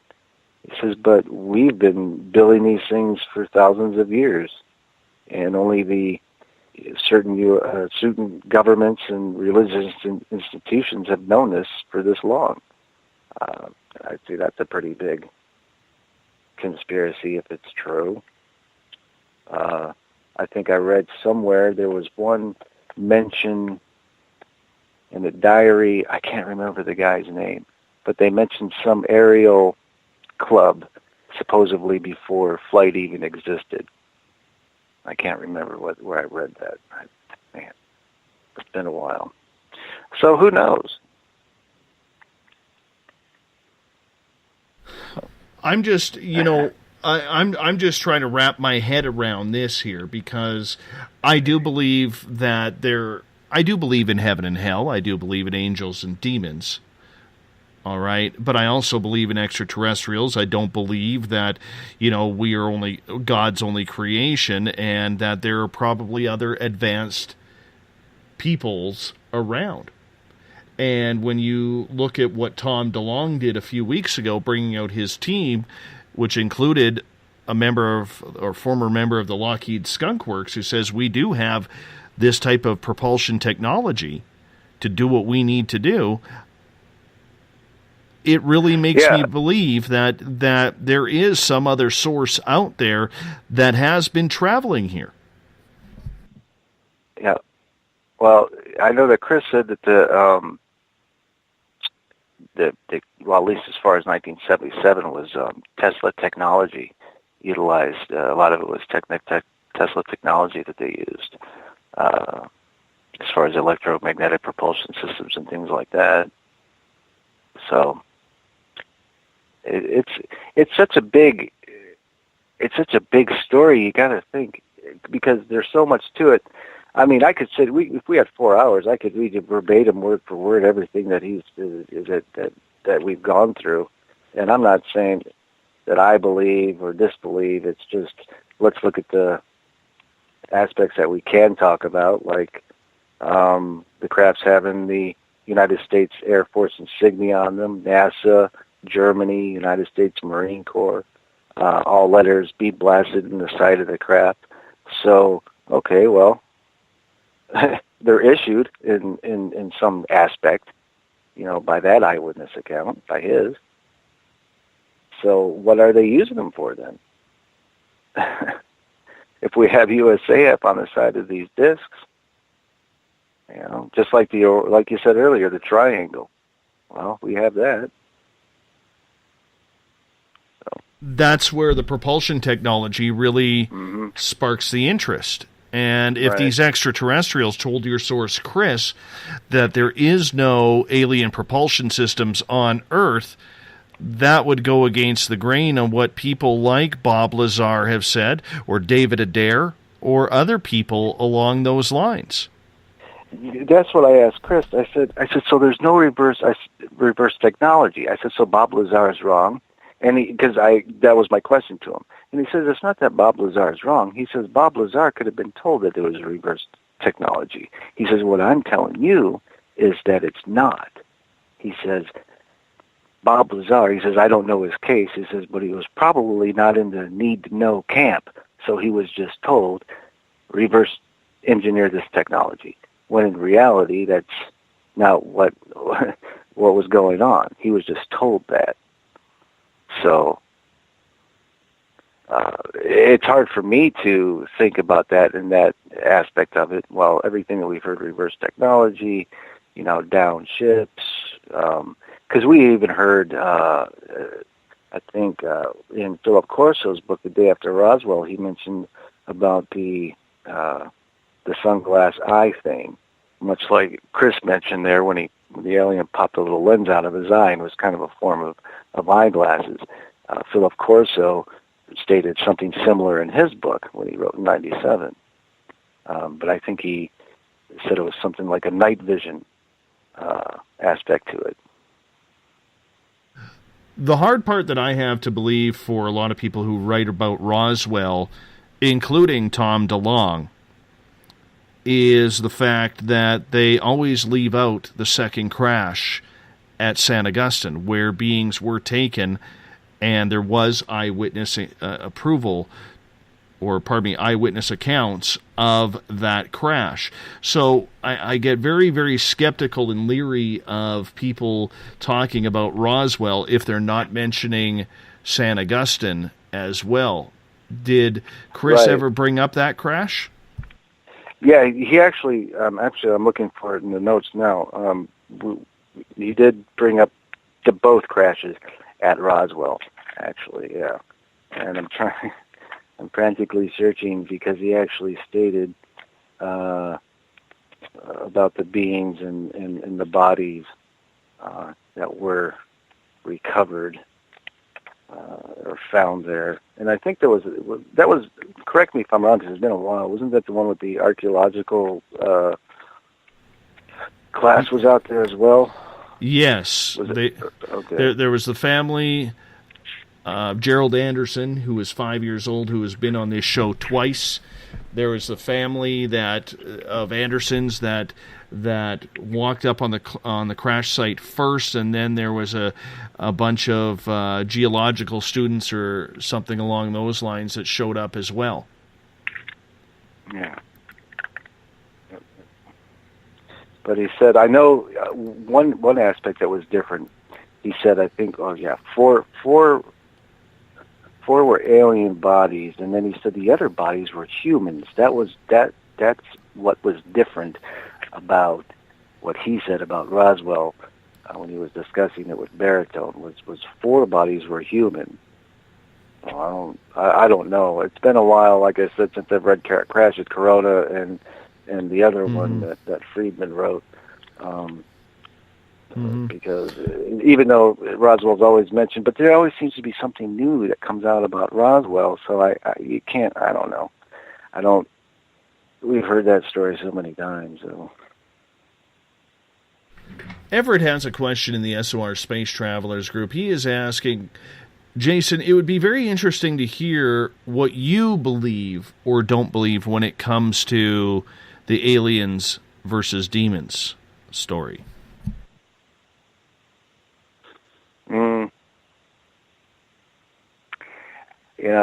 All I know that the things that I personally experienced in my life, there's good and there's evil, and if a person cannot see that there is not a God, then that would call into question, then, well, if there's a God, there has to be a Satan, and there also has to be demons, whether they're in spiritual form or physical form. I think why not? They're probably, I would say, it could be demons. That's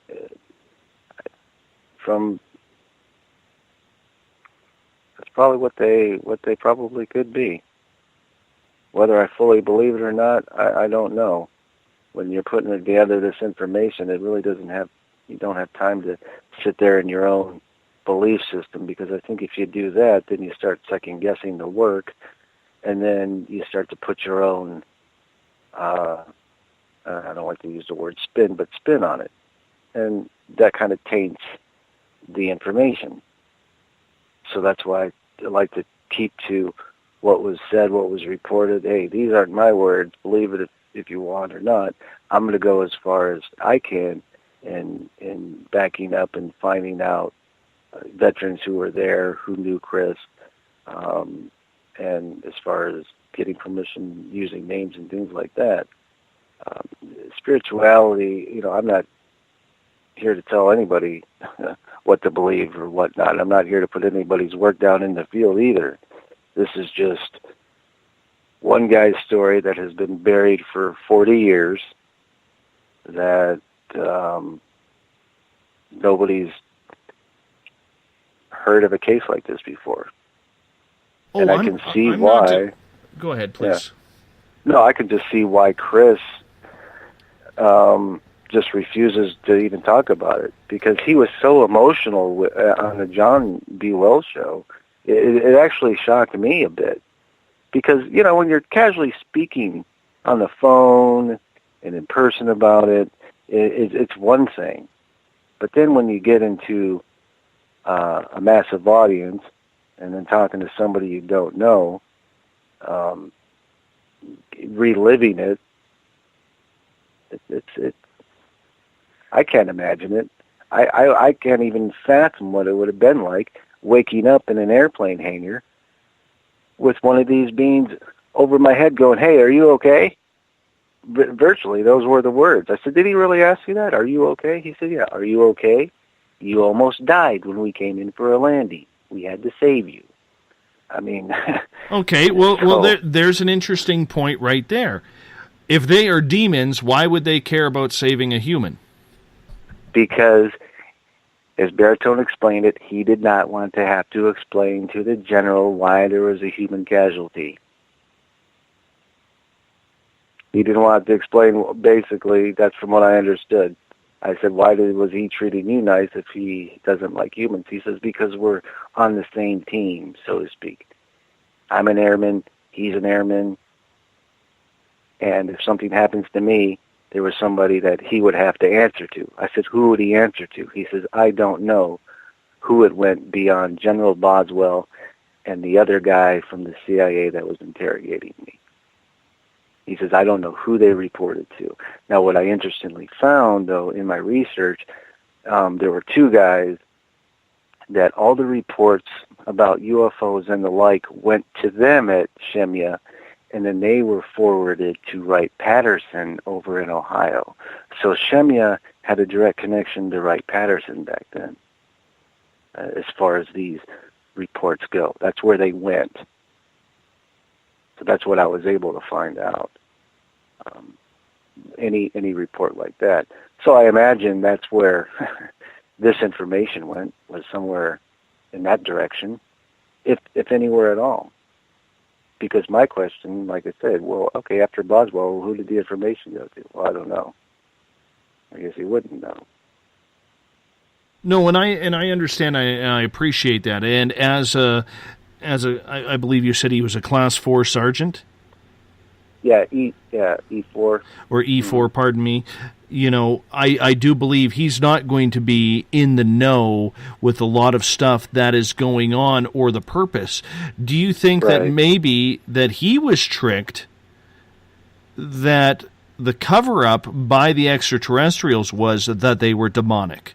So that way, maybe the humans in the U.S. Air Force up there wouldn't get too close to them.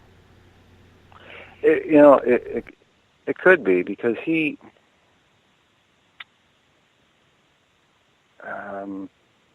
I just had a point. God, I was thinking, I'm like, oh.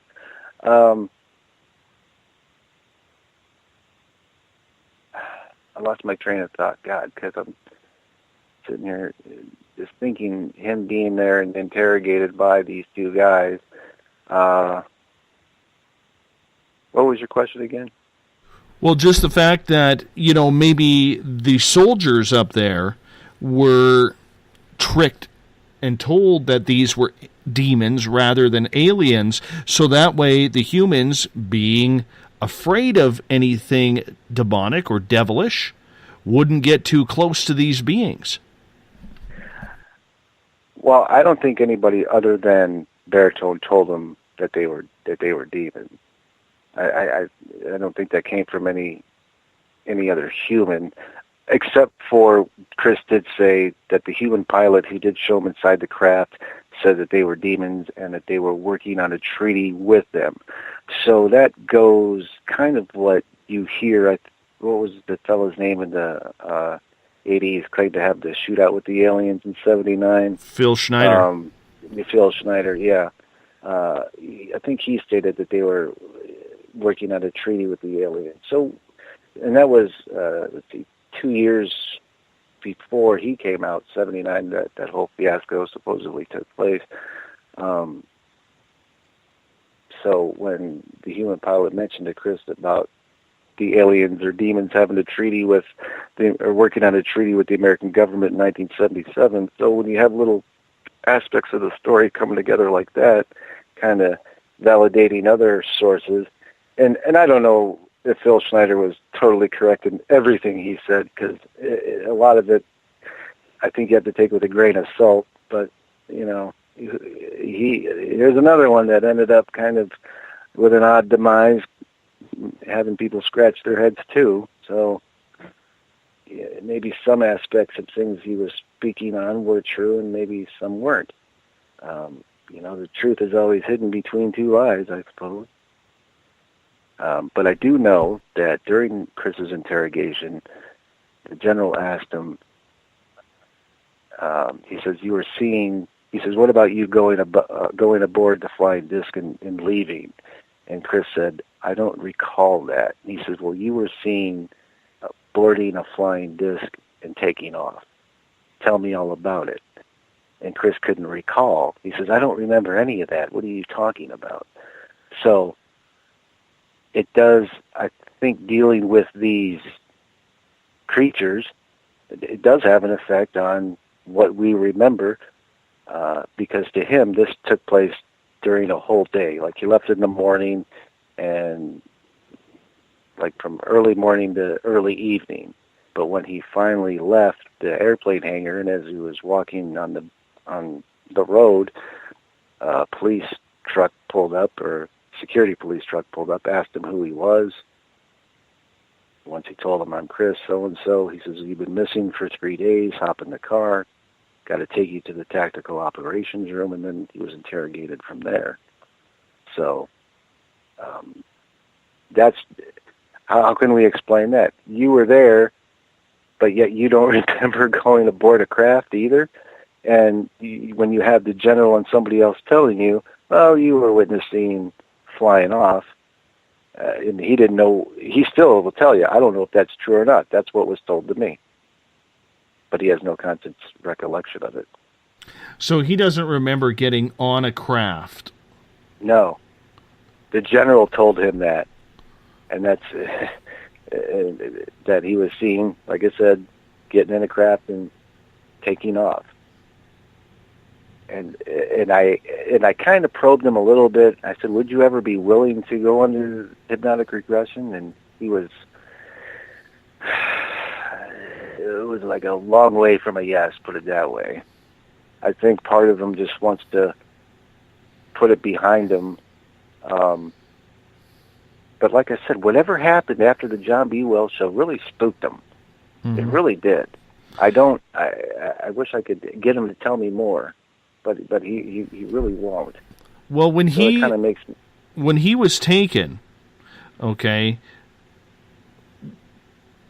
if he's gone for 3 days on this craft and he thinks he's just there and back, which a lot of experiencers do have in missing time, did he recall anything that happened to him on that craft?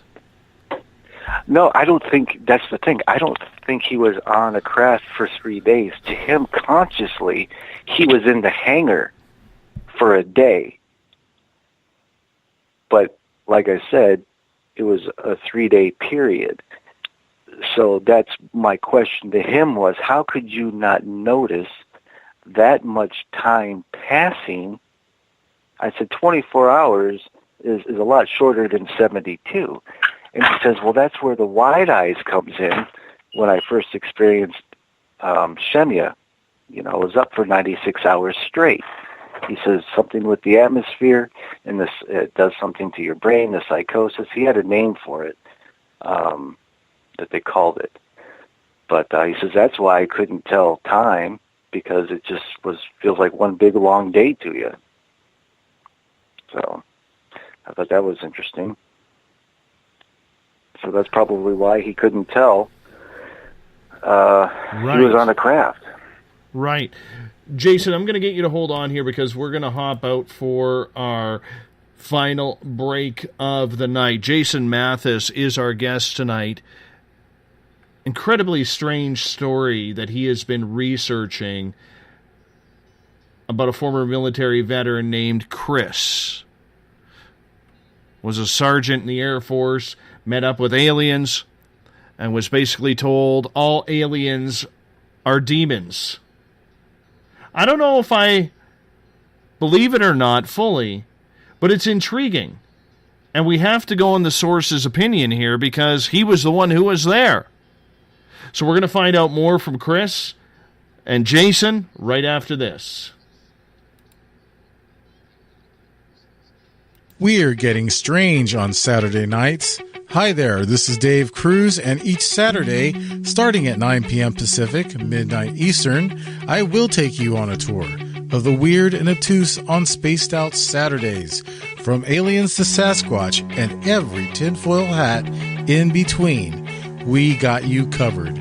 Join us at spacedoutradio.com for Spaced Out Saturdays. See you there. Not ready for bed on Saturday night? Right after Spaced Out Saturdays, hop on over to S4 with Corey Ruiz and me, Eric Cooper from Forest Moon Paranormal. With S4, there are no limits to what we try and uncover. From government conspiracies to helping clean up the paranormal, no topic is safe on S4. We get to the heart of the matter, of the subjects you want to learn more about. So tune in on S4 starting at midnight Pacific, 3 a.m. Eastern, only on spacedoutradio.com. Have you had an experience you can't explain? Would you like someone you can trust to look into it? We have just the place. The SOR Sightlines Report is the place for you to find answers. Whether it's Bigfoot, UFOs, Dogman, ghosts, aliens, or anything strange, the Sightlines Report will get you connected with one of our expert researchers to find out what's going on. All of your personal information is kept 100% confidential. The SOR Sightlines Report, a place for you to find the answers you need. Only at spacedoutradio.com. Hi there. I'm Butch Witkowski, lead investigator with U4COP. On the final Monday of every month, you can listen to me and host Dave Scott on Spaced Out Radio's Strange Days. We're going to get to the heart of the matter when it comes to what's happening out there. People are seeing and experiencing things from ET contact to Bigfoot, and I want to hear about it. Your experiences are what we investigators need to help solve these unknown mysteries. So tune in at spacedoutradio.com to the final Monday of every month from Butch Witkowski's Strange Days. This is Eric Markham, news editor for the Spaced Out Radio's The Encounter Online. We have put together a great team of writers and journalists from all over the world to bring you top-quality paranormal stories, from alien encounters to the latest conspiracies. You won't find any of that fake news here. True stories and top-notch reporting as we look to bring these experiences to the mainstream. The Encounter Online, only at spacedoutradio.com. Do you want to know the truth? Do UFOs exist? Are aliens real? Are the governments hiding the biggest secret in history? We're UFO seekers, and we're on a hunt for the truth. Subscribe to our YouTube channel and follow along with us as we journey across the United States, visiting UFO hotspots and alien hotspots, trying to document the UFO phenomenon. Catch us on Spaced Out Radio every third Monday of the month as we discuss Area 51, UFOs, and more. And also, don't forget to subscribe to us on YouTube. Patrolling the Pacific Northwest, we are always on the lookout for the strange and unassuming stories that real people are experiencing. Hi, I'm Vincent Zunza from Pacific North Weird. Me and Alexandra Sullivan have teamed to bring to you those odd stories that never seem to make it into the mainstream. Stories so weird that will leave you scratching your head wondering, is this real? It's as real as it gets with Pacific North Weird. You can watch our videos right here at spacedoutradio.com. Become more intimate and interactive with Spaced Out Radio. Join our Space Travelers Club with your new membership. For $5 a month, we'll provide you with special access to the website, monthly prize draws from books to psychic readings, along with monthly newsletter, private interviews, and more. Sign up today to be part of Spaced Out Radio's experience. Looking for a place to advertise at a very reasonable cost? Look no further than Spaced Out Radio. SpacedOutRadio.com has an advertising tab that you can click to check out our daily, weekly, and monthly packages to play on the radio, or our website including social media. From commercial spots to banners, we have it all. Check out our competitive pricing today. Don't have time to listen to Spaced Out Radio live? Wherever you are, the car, the office, the shower, or even if you're traveling, we're right here for you. Each Spaced Out Radio show can be found on iTunes, TuneIn, and on our YouTube channel, Spaced Out Radio Show. It's the perfect way for you to catch up on our shows. For more information, just head over to our website, spacedoutradio.com, and tune in to us today.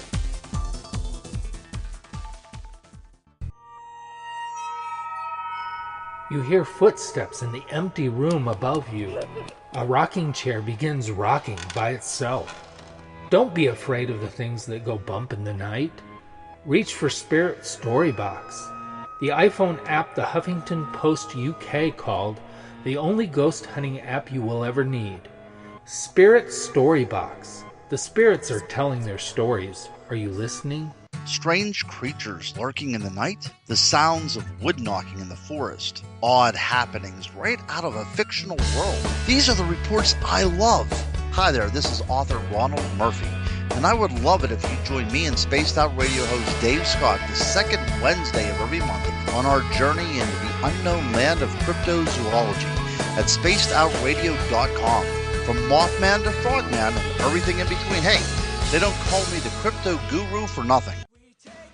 It's Cosmic Sundays with me, Elizabeth Anglin, in Cosmic Passport. Let me take you down a 3-hour spiritual journey where we will get into everything from ET contact to Psychic Sundays. It's a journey of listening and learning together with some of the best professionals in their fields. You can tune in to Cosmic Passport at spacedoutradio.com every Sunday starting at 9 p.m. Pacific, midnight Eastern.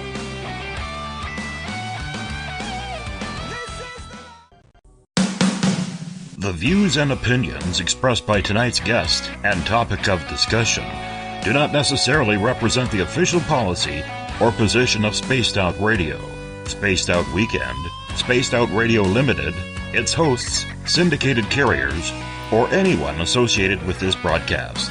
You're listening to Spaced Out Radio with Dave Scott. Follow Dave on Twitter at Spaced Out Radio and hashtag Spaced Out Radio, and on Facebook, Spaced Out Radio Show. Now, back to the program. Welcome back to the third and final hour of Spaced Out Radio tonight. I am your host, Dave Scott. Great to have you with us. Tomorrow night on the program, Rachel Kirkland is back for her monthly feature called The Spiritual You. We get going at 9 p.m. Pacific, midnight Eastern Time at spacedoutradio.com. We want to welcome in everyone listening in on WQEE 99 Rock the Key down in Noonan, Georgia, home of The Walking Dead. We are live as well on the United Public Radio Network, 107.7 FM in New Orleans, and over 160 countries around the world. We are also live on KTLK, The Fringe FM, Renegade Talk Radio out of Las Vegas, and if you're listening in on Revolution Radio, remember the Double R Machine is a donation station financed by you, the valued listener. Head on over to freedomslips.com and donate today. Bill Cardwell has set the password for tonight in the SOR Space Travelers Club. Pedonymic. Pedonymic is your password. Make sure you use it wisely, Space Travelers, as Bill sets a password each and every night right here on the mighty SOR. Now, if you want to follow us on social media, you can do so on Twitter at Spaced Out Radio. Use the hashtag Spaced Out Radio if you want to connect live with me during the show as well. You can give our Facebook page a like, Spaced Out Radio Show. You can also join our live chat on Facebook at the SOR Space Travelers group. We're on Instagram, Dave Scott, SOR. You can listen to us on iHeartRadio in the United States, TalkStream Live, tune us in on TuneIn, download and subscribe to our shows on iTunes. Our website is spacedoutradio.com, where we have a plethora of features for you, including joining the SOR Space Travelers Club for $5 a month. You can shop at our Spaced Out Radio store. You can rock out to Bumblefoot, read the encounter online, or you could check out great video footage from UFO seekers and Contact TV and so much more at spacedoutradio.com. Tonight we are talking with independent UFO researcher Jason Mathis. A strange and telling story about one of his sources named Chris, who apparently worked with aliens up in Alaska at a military base and says they're not aliens at all, but demons. It's a strange story indeed. Jason, welcome back. Thanks.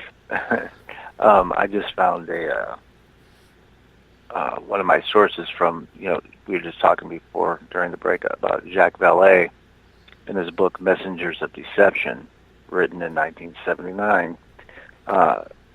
Quickly, basically his summary, he says, let me summarize my conclusions about the UFOs. He says the UFOs are real and they are an application of psychotronic technology. They are physical devices used to affect human consciousness. He says they may not be from outer space. They may, in fact, be terrestrial-based manipulating devices. Their purpose may be to achieve social changes on the planet. Their methods are those of deception, systematic manipulation of witnesses and contactees, covert use of various sects and cults, control of channels through which the alleged space messages can make an impact on the public. The UFO researchers must realize that this involves politics. The UFOs will make an impact on our social reality. They are a part of our political reality.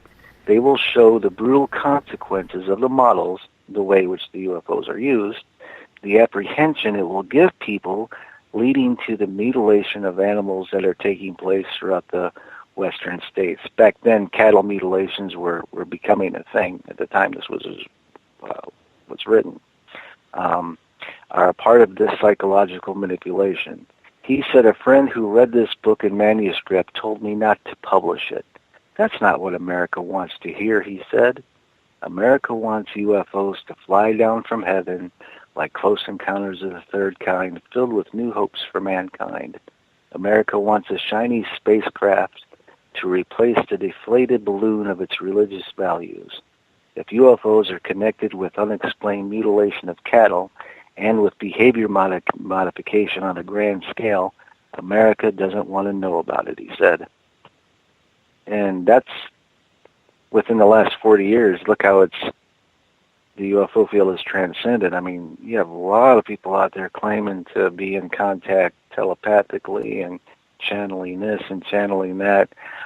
For me, I think that's a little more harder to swallow and believe than a retired military veteran's story about his interactions with a non-human entity.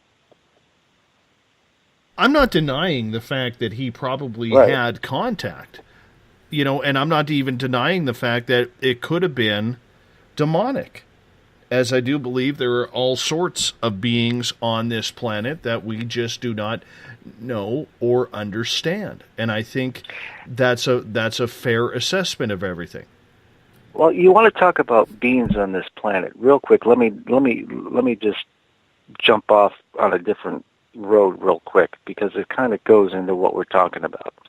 All right, we've heard, and this story was just told to me by my friend, and I was pretty taken aback by it. This is a Bigfoot thing, real quick, for you Bigfoot lovers out there. Where I live in Maryland is it used to be pretty remote back in the day, lots of farm country. Okay, so I was at a friend of mine's house the other day, and we were talking about me going on the air and these paranormal things, and he got into Bigfoot, and he says, "Oh, I seen a Bigfoot out here when I was about 12 years old, right in my front yard." I said, I started laughing.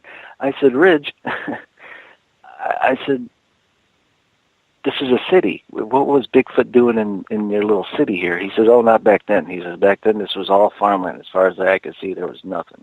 He says, "I'll never forget. It was raining that day. I'm looking out my front window, and I see this Bigfoot. It's about 8 or 9 feet tall, walking across my lawn in the pouring rain." I said, "Yeah, where'd it go?" He says, "Honest to God," he says, "that thing walks from left to right across my yard." He says, literally, a hole opens up in the ground, and the thing jumps through it and disappears. He says, "That's why I've always said you'll never catch one. They're interdimensional. I saw it with my own 2 eyes." Now, I never heard a Bigfoot story like that before. So when you talk about creatures and things on this planet, there you go. There's something to that.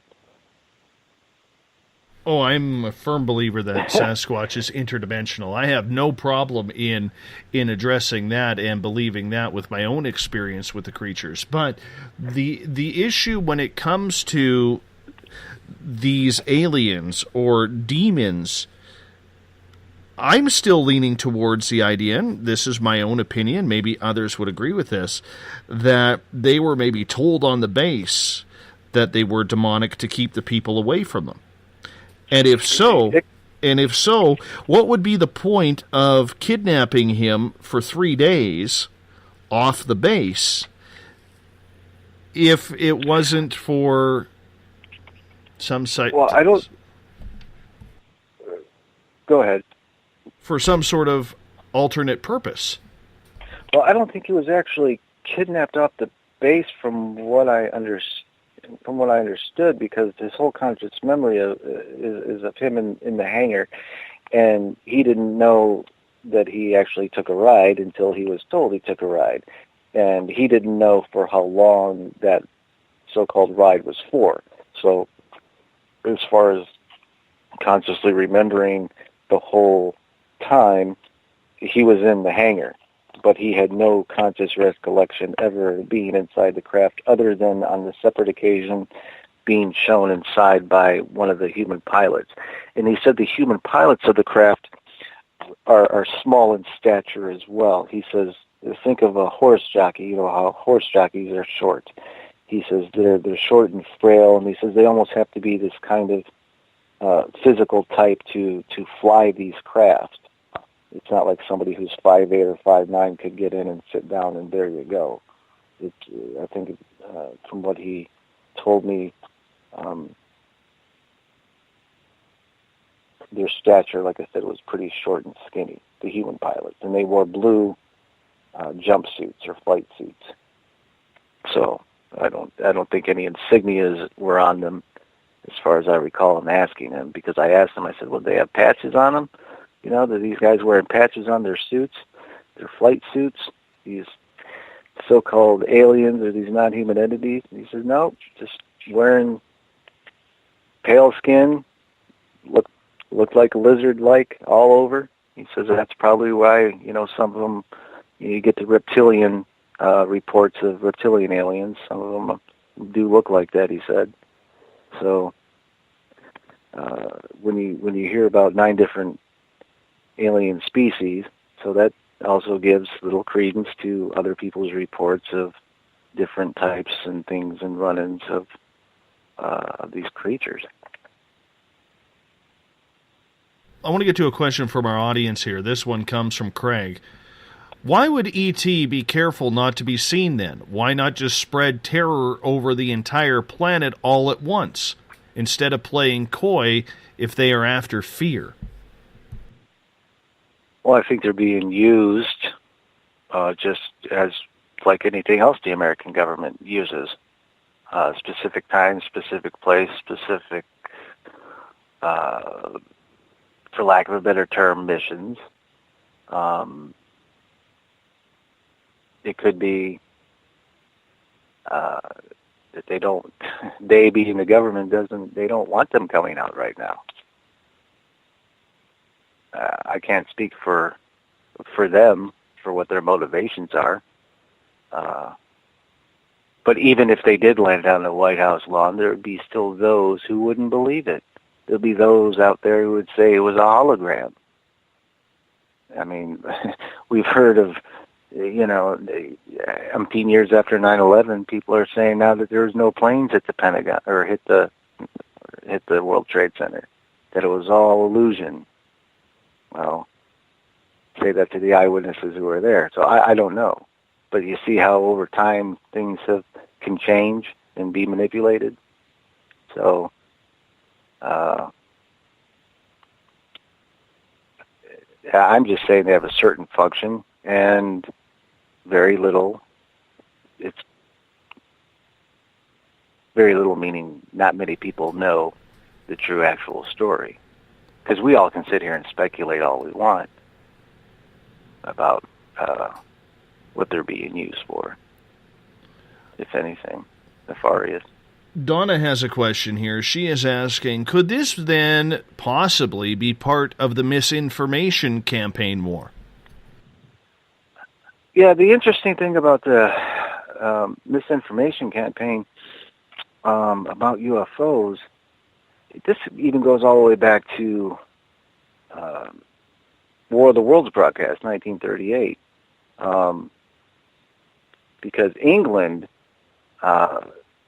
in my research, it says England began as the Martian conspiracy. Incidentally, the arrival of the Martians was a sensational success. The Orson Welles show in New Jersey in 1938.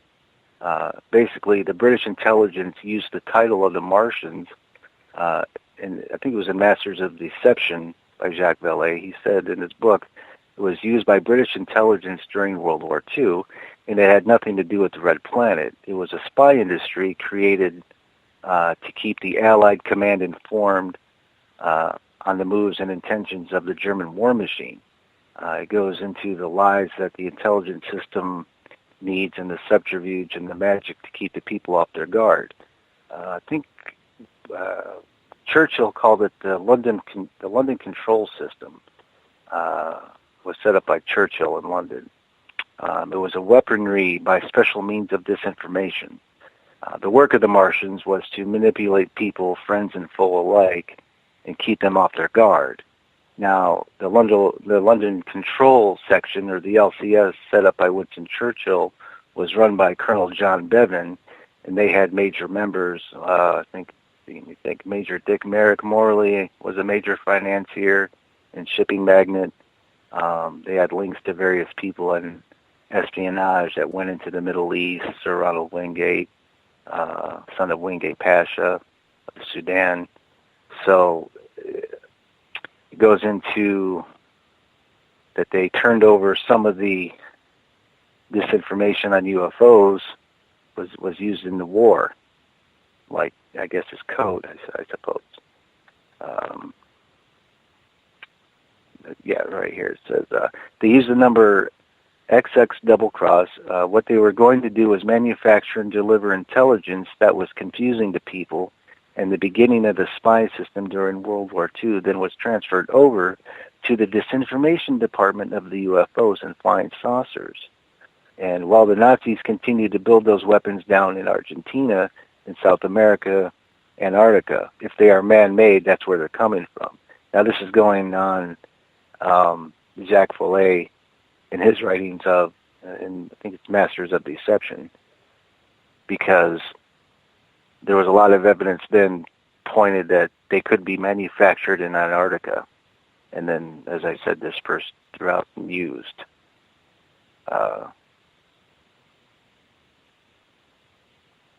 In certain missions, I suppose. Well, let's get to Everett's. Go ahead. Sorry. Go ahead. No, you finish off. No, I'm done. All right. Let's get to Everett's question then. He's asking, if this is all for political reasons, why bring region elements into it at all? Why not just call them our alien overlords? Well, who's going to accept that right off the bat? I mean, think about that implication really quickly. I mean, they always test public reaction in some way or another. I mean, look at the old '80s show V. Then they revived it, a few years ago. I mean, gosh, Close Encounter. I mean, they've been slowly acclimating the public to aliens and things for years.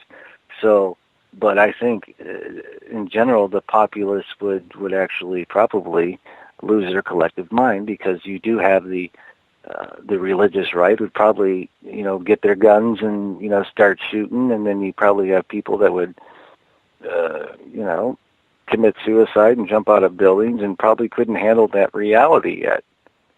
So that's probably why they're not out in the open, so to speak, because there's still that taboo that goes along with it to even think or entertain the idea that there's other life. Forget the fact that for a minute that if they're demonic or not, it's not the point. The point is they're not humans. So how many aliens do people see walking around? Not very many. So I don't think right now it's in the government's best interest to have them come out. I think they would rather have it go how it's going. Let people do their work for them as far as disinformation and misinformation goes and speculation. I'm sure they listen to shows like these and have a good chuckle now and again, because if there are people out there who know what's really going on. This leads to Kat's question. She is asking, why introduce aliens altogether then? Why start unneeded rumors if they're demonic? Well, if they are demonic and you're trying to hide the...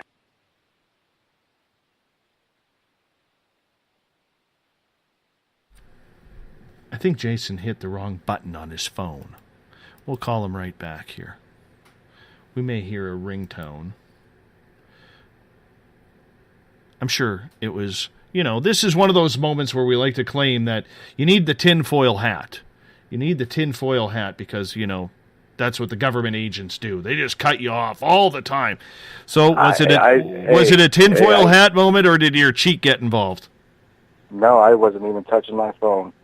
Weird. I got the headphones in. I wasn't even anywhere near that handset. Well, I'm going to probably blame Skype then because, that's kind of what happened. So you were right in the middle of answering Kat's question about why hide the fact that they're not alien, or that they're aliens then? Why hide the fact that they are aliens? Well, why call them aliens when, it's an unwanted rumor if they're truly demonic? Well, because if they're demonic, then that would mean that God exists and Satan exists, and that would force people to make a decision in their spirituality and their belief system.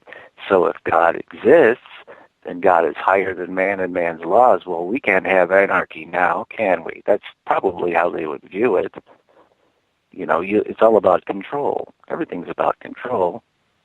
Well, we'll have them believe that they're aliens here to save the human race. I mean, I think if you want to control a population, the last thing you want to do is admit that there's an actual creator, a God. Oh, God forbid that the Bible's actually true, and in some of these, maybe their viewpoints. I mean,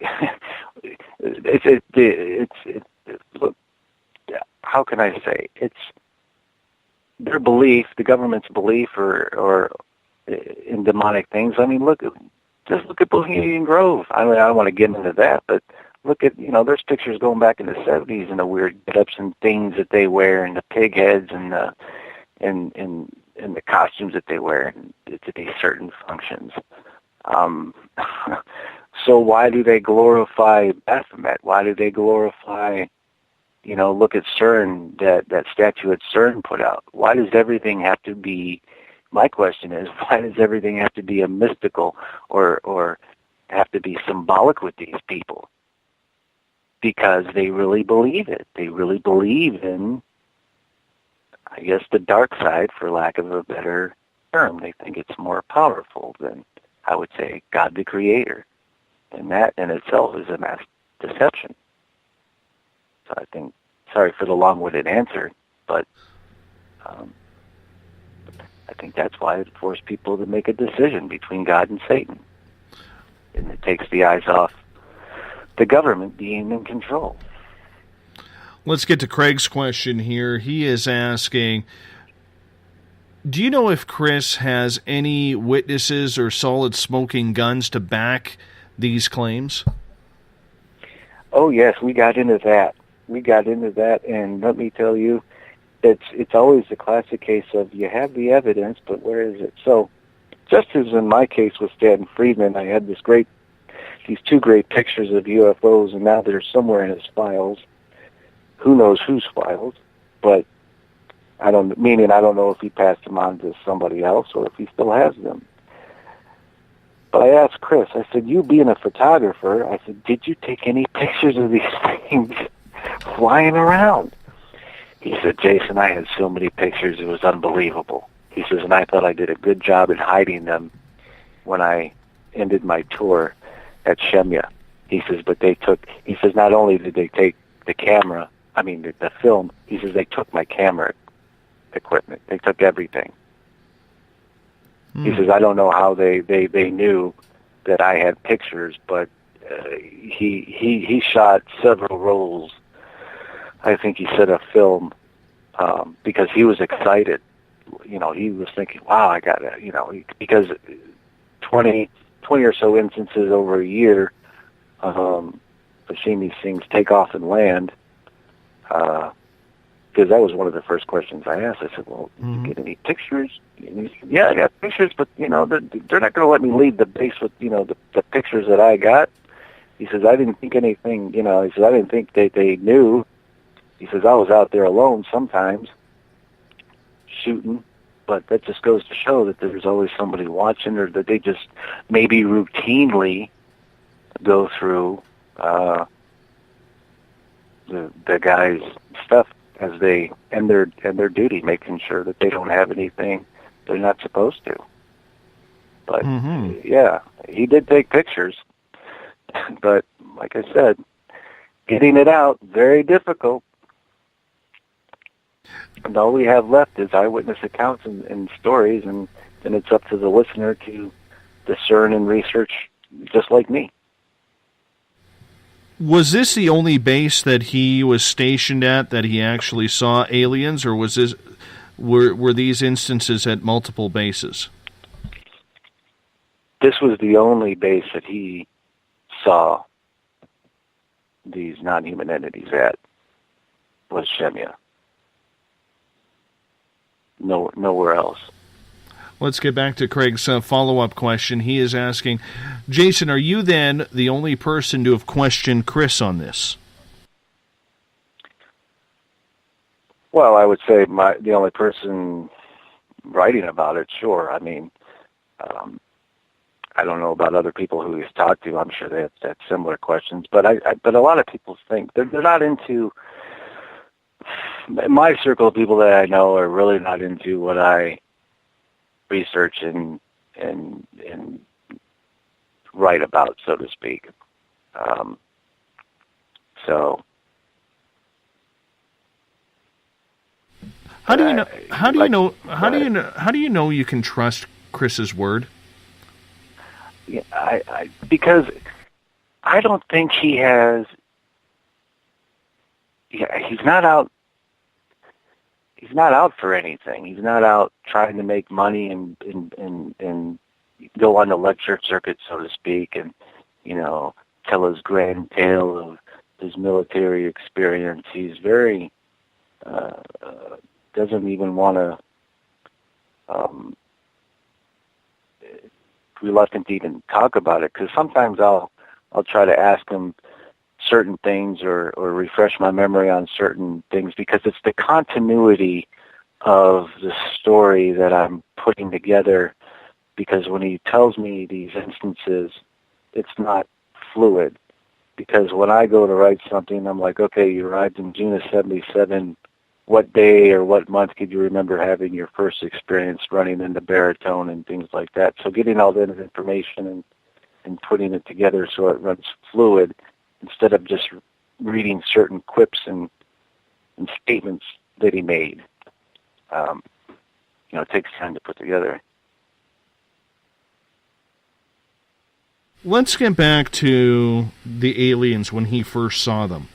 You described it a little bit in hour number 1, that they were almost like human-like, and that the black eyes were actually like sunglasses, and there was, you know, eyeballs underneath. What was their skin like? Did he get to touch any of them? No, I don't think he touched them. He said that their skin was pale. Like he said, think of the whitest albino human that you know, that you could think of, or maybe that you've seen. He says, now add to that scales on the skin, like a lizard or a snake. He says, and that's what they were covered with, scales. Their skin was very lizard-like, 3 fingers, 2 little holes for a nose, a slit for a mouth. He said that they did have teeth.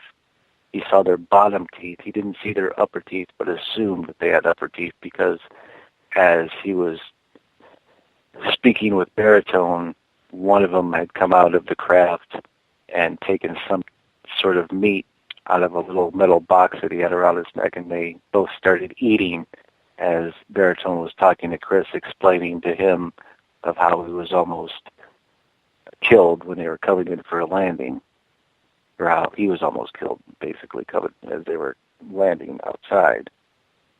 And so that's what they looked like. And he said they stunk too. Whether it was the meat that was stinking or whether they had the odor, but all he said was the whole hangar smelled like rotted meat, and they were just disgusting. And he didn't know what they were eating. Maybe humans. I don't know about all that, but you never know. So it does sound like he was dealing with some sort of reptilian type creature, which we have heard numerous times from people who have experiences with reptilians, that for the majority of them, they aren't very nice creatures. So this would make sense to his claims. Yeah. He, I'm trying to find here where he said, let's see. Him and baritone were getting into we're going to go down the rabbit hole for a minute, and it's probably going to make one of my friends angry, because every time I mention the demon aspect of it, he rolls his eyes, and he says, your credibility goes out the window. I said, it's not I'm just doing the report on a story here. It's you know, here you go. So he says, because I asked several times, I said, are you sure they don't talk telepathically? I said, because you hear those reports all the time. He said, complete bunk. He says, I'm sorry, people don't like to hear that. He says, and anybody who claims, he goes, this is just from my own experience, anybody who claims that they telepathically speak with these aliens, he goes, it ain't flying. He says, and they're channeling something else. They're not channeling, or they're not experiencing or talking to who I talk to, you know, meaning baritone. He says, the aliens talk with audible voices from their mouths. They do not use telepathy. He says they do plan out everything they do to the point that they don't have to speak. Each one knows what the other one will do because of their previous planning. And he said when they have no plan, they're listless and will just stand around. And he said they do listen to music, which I found kind of interesting. I said, and I kind of made a joke. I said, well, they like the Rolling Stones? He said, yeah, they like rock and roll. I started laughing. I said, the aliens like rock and roll, huh? I'm like, okay, how far are we going to go down the rabbit hole? And he just started laughing. He says, but it's true. And so further, he told me, he says, well, you know, the conversations that him and I had, he says, first off, the technology is earthborn. It didn't come from out there in space. It's over 5,000 years old. He says the ancient people of India flew 3 types of the Vimana, all which were flying craft. He says these were not reserved for their gods, but were available for their wealthy to purchase and build. And then again, just like you, demons, not aliens. And he reiterated, he says, demons does indeed mean demons, just like the Bible speaks. He says, whether you believe the Bible is God's word or whether you think it's just a history book, both are correct. So, he goes into the conversation with Baritone as far back as the history of 7,000 to 9,000 years ago. He says, at this time in history, man was building machines to fly. He says, and the demons did everything to insert themselves into the aerospace programs of every age since the day they fell. He says, the name demon means fallen one. He says, so if you think these creatures are aliens, you're far mistaken. He says, this has been told to me by various beings as I've grown up. It has been a great voyage into the into the history in the Bible that most men have no heart to endure, and has been proven by countless texts and writings, and I have had the privilege to access. And then he goes into later about the Betty and Barney Hill thing. He says, but right now I want to talk about what Baritone told me. He says, I understand this will be very hard for many people to accept. He says, but the demons I talked to said that God had kicked them out of heaven and took away their power of flight, and they were proud of rising against God. And he says, according to the demons, they preferred to be called demons instead of aliens. He says, aliens are on their respective planets and cannot leave any more than you or I can leave the Earth and go to another planet. He says, no human has ever seen an alien because they are like us in creating technology, planet-bound. He says, a lot of people don't like to call a demon, so they use the word alien. This is just the way it is. Conjecture brings up the theorists and other, unfortunately, uninformed opinions and the socialist ways of twisting the truth. So, he says, but I cannot change anybody's mind. This is just what was told to me during my service. He says the saucer-shaped craft have always been manufactured here on Earth. No captures or reverse engineering.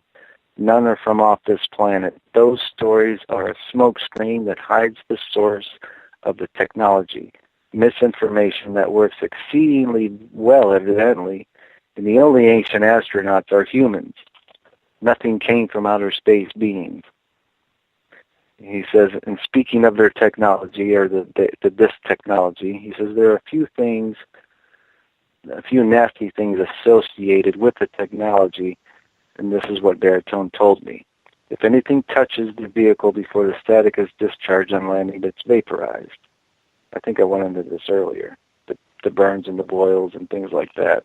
So he kind of goes into the same thing, because I'd ask him the same question. Are you sure? Did he really say that? In regards to, I'm not an alien, I'm a demon in physical form. So even for me, it's talking about it is, wow. Because I know I'll never meet one or see one.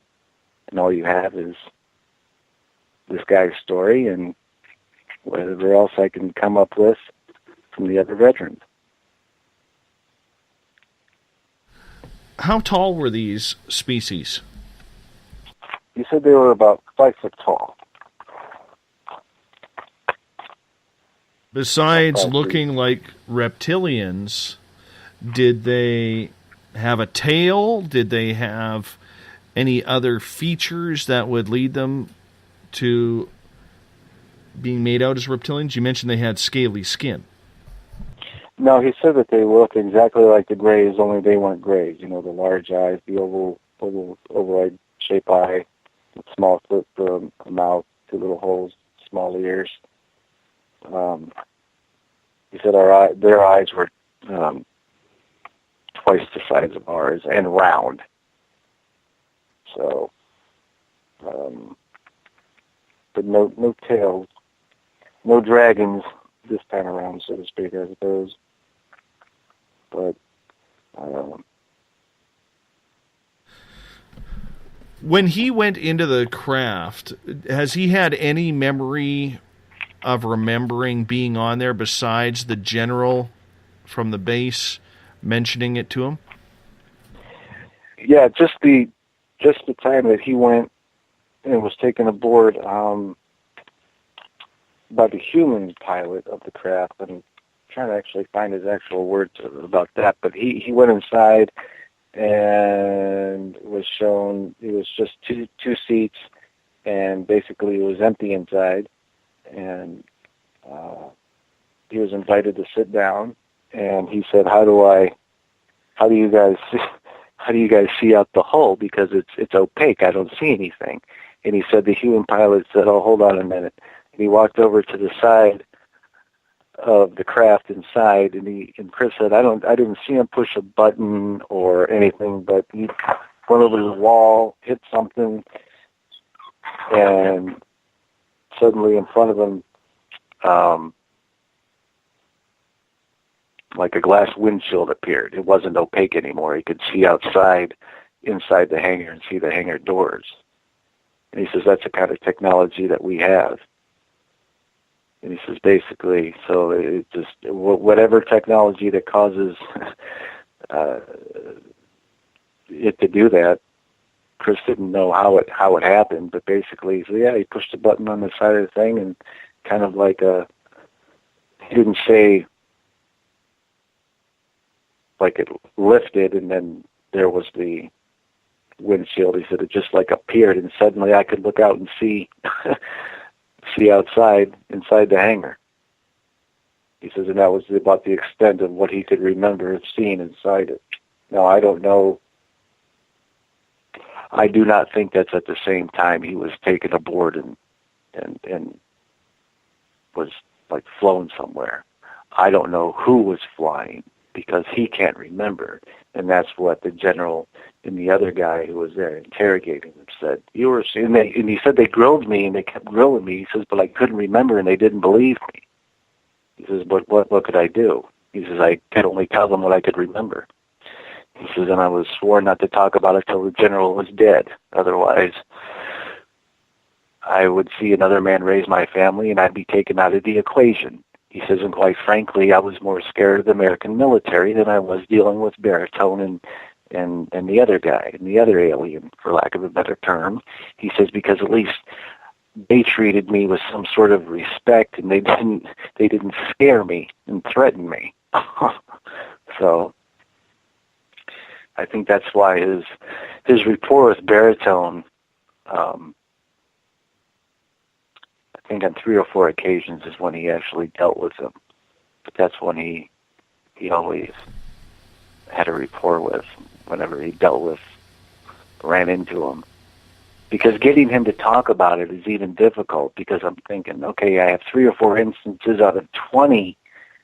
Give me all 20. And I don't know if he can even remember all 20. That, over the course of the year that he saw, them taking off and landing. I mean, does that include? And I've even asked him, did you see him get out of the craft, walk around? How could other people not see? If the island's only, I think it's 2.5 miles by 2.5 miles, it's really small. So there are good questions right along. How could it be kept a secret? How could people not know? Well, my question is, or my summation is, that a lot of people do know, they're just not saying anything because they don't want to be laughed at.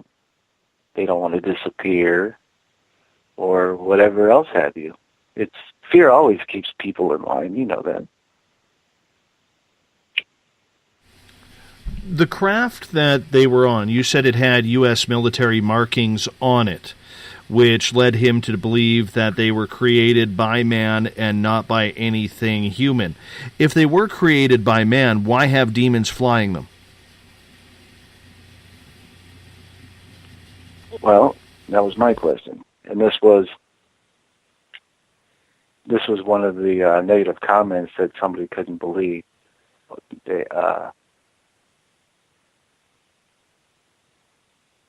I said, well, why are they flying them? He says, well, they have functions. They have orders just like I do.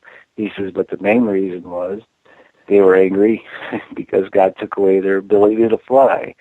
I said, so you're telling me because God took away their ability to fly that they tried to insert themselves into the aerospace programs of every age since, go back X amount of thousands of years. So finally they succeed. And so now they can fly. He says, basically, I said, so why were they allowed? This was my question. I said, okay, let's say this is true. I said, why were they allowed then, say, in ancient times, to fly the discs or to be known? And he says, well, because they deceived the rulers, those people in charge, gives them, powers and what other, the witchcraft kind of aspect of it, so to speak, kind of goes into that realm.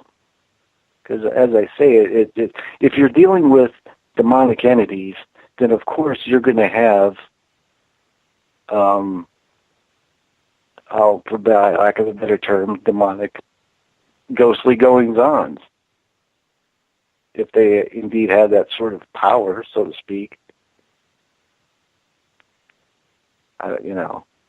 It's a big thing, and I think that's why a lot of people don't like to think of these aliens as demons in physical form. They just want to, as Jacques Vallée states, a messenger of deception. They want some sort of benevolent race from somewhere else to come down and sort it all out, so to speak. But I don't think it's simple like that. But can you not see the glaring holes in that statement that the U.S. government would allow demonic forces to fly their own aircraft? Yeah, I mean, there's a lot of plenty things that the government does that's evil, so I wouldn't put it past them, sure. I personally wouldn't. Why not? Yeah, you guys go out there and fly our discs. You pretend to be aliens. That's your mission, to perpetuate the belief in aliens, anything but the belief that there's a creator. You're the God now. You fly the discs.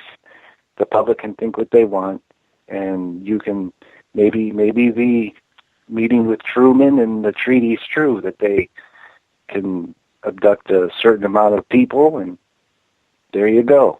For, as the story goes, technological advancement, but I think that's a smokescreen. Perhaps. I just don't think that. I'm just wary of any terminology about reverse engineering, and people have come out over the years stating as such. I'm not saying that they're wrong. I'm saying that maybe they were misinformed because the person that told them didn't have the need to know. We really do not know how far up the chain this goes as far as the truth on what these things are, as far as the non-human entities. I'm not talking about the vehicles themselves. I just don't understand why it's a hard thing for people to grasp that we could manufacture these things. I don't think that it's that people aren't grasping that we could manufacture them. I think what's happening out of Area 51 and other bases like that proves that there is a shadow air force, a black ops air force that has a lot of interesting aircraft in it, that most of which the public will never see. We've never seen a replacement for the SR-71. There has been no replacement for the F-117 stealth fighter. You know, and that's almost going on 10 years now since that fighter was retired. So when you look at the way these craft are out there in the Black Ops or the Solar Warden type programs, I can see where people would think, you know, that there is alien craft when in fact it's human, especially with the possibility of it being a TR-3B triangle. So the whole point that I'm getting at is, what isn't making sense to me is the government hiring or working with these so-called demons. To me, and I'm just saying me only, maybe our audience agrees as well, I'm not too sure, and I don't know if you will or not, but this is just my opinion. I think it's more an association where, to keep the people away from the aliens and keep human curiosity away from it, the easy way is to say they're backed by Beelzebub himself. Well, like I said, they have a function and a purpose, and putting together the puzzle pieces for that function and purpose. You know, like I said, maybe what Von Braun said years ago about this supposed alien invasion is true. What do you think of the social aspect or the impact that would have? I mean, that would, if you want to bring a planet together, okay, and stop fighting, introduce an outside threat. Even Reagan said it. Remember Reagan made that statement, how different things would be if we would, and how the world would come together if we were faced with an outside threat, an alien threat. I think one of the speechwriters called that his fantasy.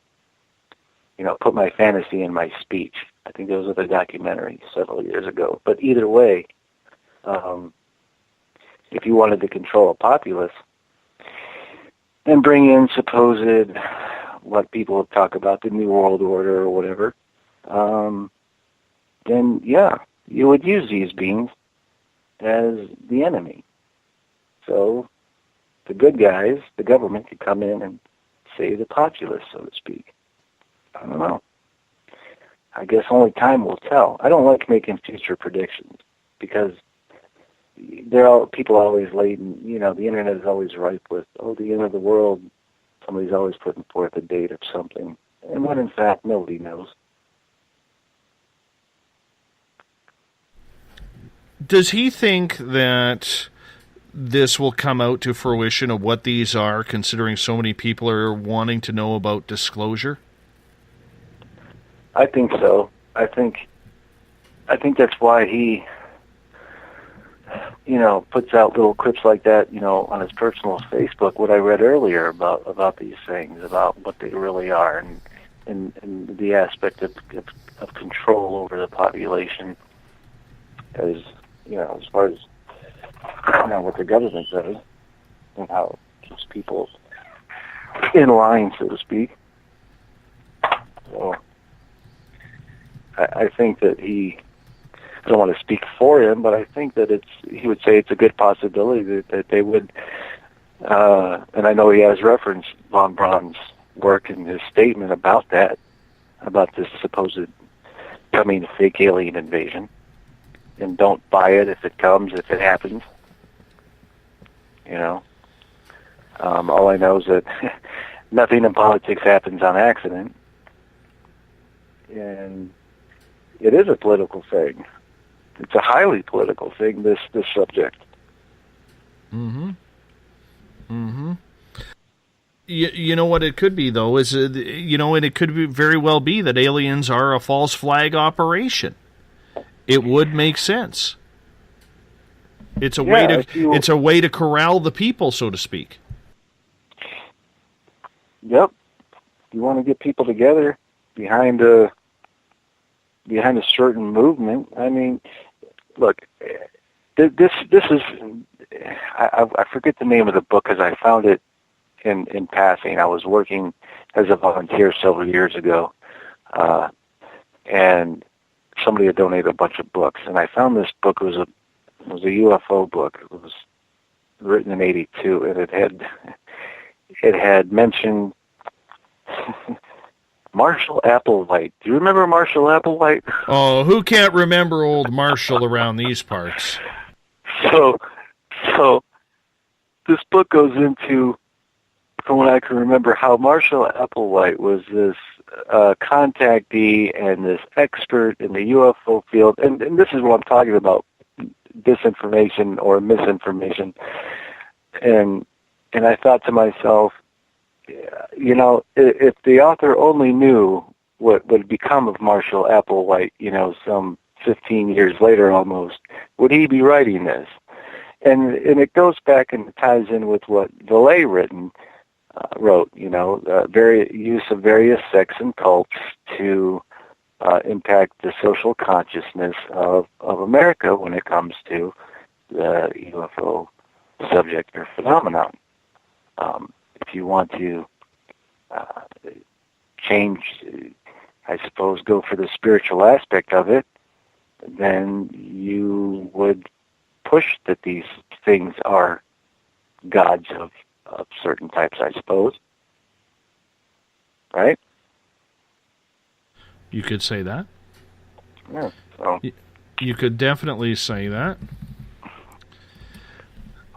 We only got about 2.5 minutes left with you tonight, and I want to say thank you so much for being on the show, Jason. It is a definite eye-opener when you hear this is happening on military bases around North America. Do you think this is happening at other bases or just up at the one in Alaska? Well, you know, I'm talking this incident was 40 years ago, so I don't know what's going on as far as, you know, I think it's called Airland Air Force Base now is what Shemya was renamed. So who knows? Maybe so. As far as I know, I haven't read any recent reports from any veterans up there or people who are still stationed up there of those sorts of things going on. Like I said, this could have been a particular incident over a period of time, and the only ones who know about it are the deceased general and the Stanton Friedman, the CIA Stanton Friedman, not to be confused with the UFOologist. And I think that's one of the most intriguing aspects of the story was there are two Stanton Friedmen, and one's from the CIA and the other one is a well-known researcher. Because what Chris stated about CIA Stanton, he said, when I first mentioned Stanton Friedman, the UFO researcher, he says, you can speak with Stanton Friedman as long as he's not the Stanton Friedman that was working at Shemya for the Field Training Detachment Central Intelligence while I was there. He says that man was in charge of monitoring all the data and Cobra Dane personnel, and he had previously worked on the SR-70 development, the SR-71 development Black Ops in Vietnam. He said, we spoke often, and we were both stationed on the 9th floor. Today he'd be about 78 years old, and that was back in 2010. If in fact he was still alive at the time that was written. My friend, I got to wrap this thing up. Jason, thank you so much for being on Spaced Out Radio tonight and sharing your information. Really appreciate that for our listeners. All right, thank you for having me on, and you have a good night. I appreciate that, Jason. You hold on. I'm going to wrap this thing up. We got Mr. Ron Bumblefoot THAL rocking in the background with Little Brother is Watching. Bumblefoot is the official music of Spaced Out Radio. Tomorrow night on the program, we have Rachel Kirkland. She stops by the first Tuesday of every month with The Spiritual You, where we get into everything spiritual, majestic, psychic. We'll get into it all tomorrow night, starting at 9 p.m. Pacific, midnight Eastern Time, at spacedoutradio.com. I want to say thank you to my great team that sits behind me, the Preacher, Everett, Amy, Olaf, Michael, Kit Kat, Jolene, and Tim. It's a great team indeed. We get a lot of stuff done, and we are growing bigger and better every single day because with all of you sharing our shows, spreading the word on social media like on Facebook and Twitter and Instagram, we are getting more interest. I see it in the numbers, everyone, so I want to say thanks for doing that. And for all of your participation on Twitter and in the chat rooms tonight, you made it a lot of fun. Because together, my friends, we own the night. We'll talk to you in 21 hours from now. Mr. Bumblefoot, we need a favor. We need you to take us home. Good night.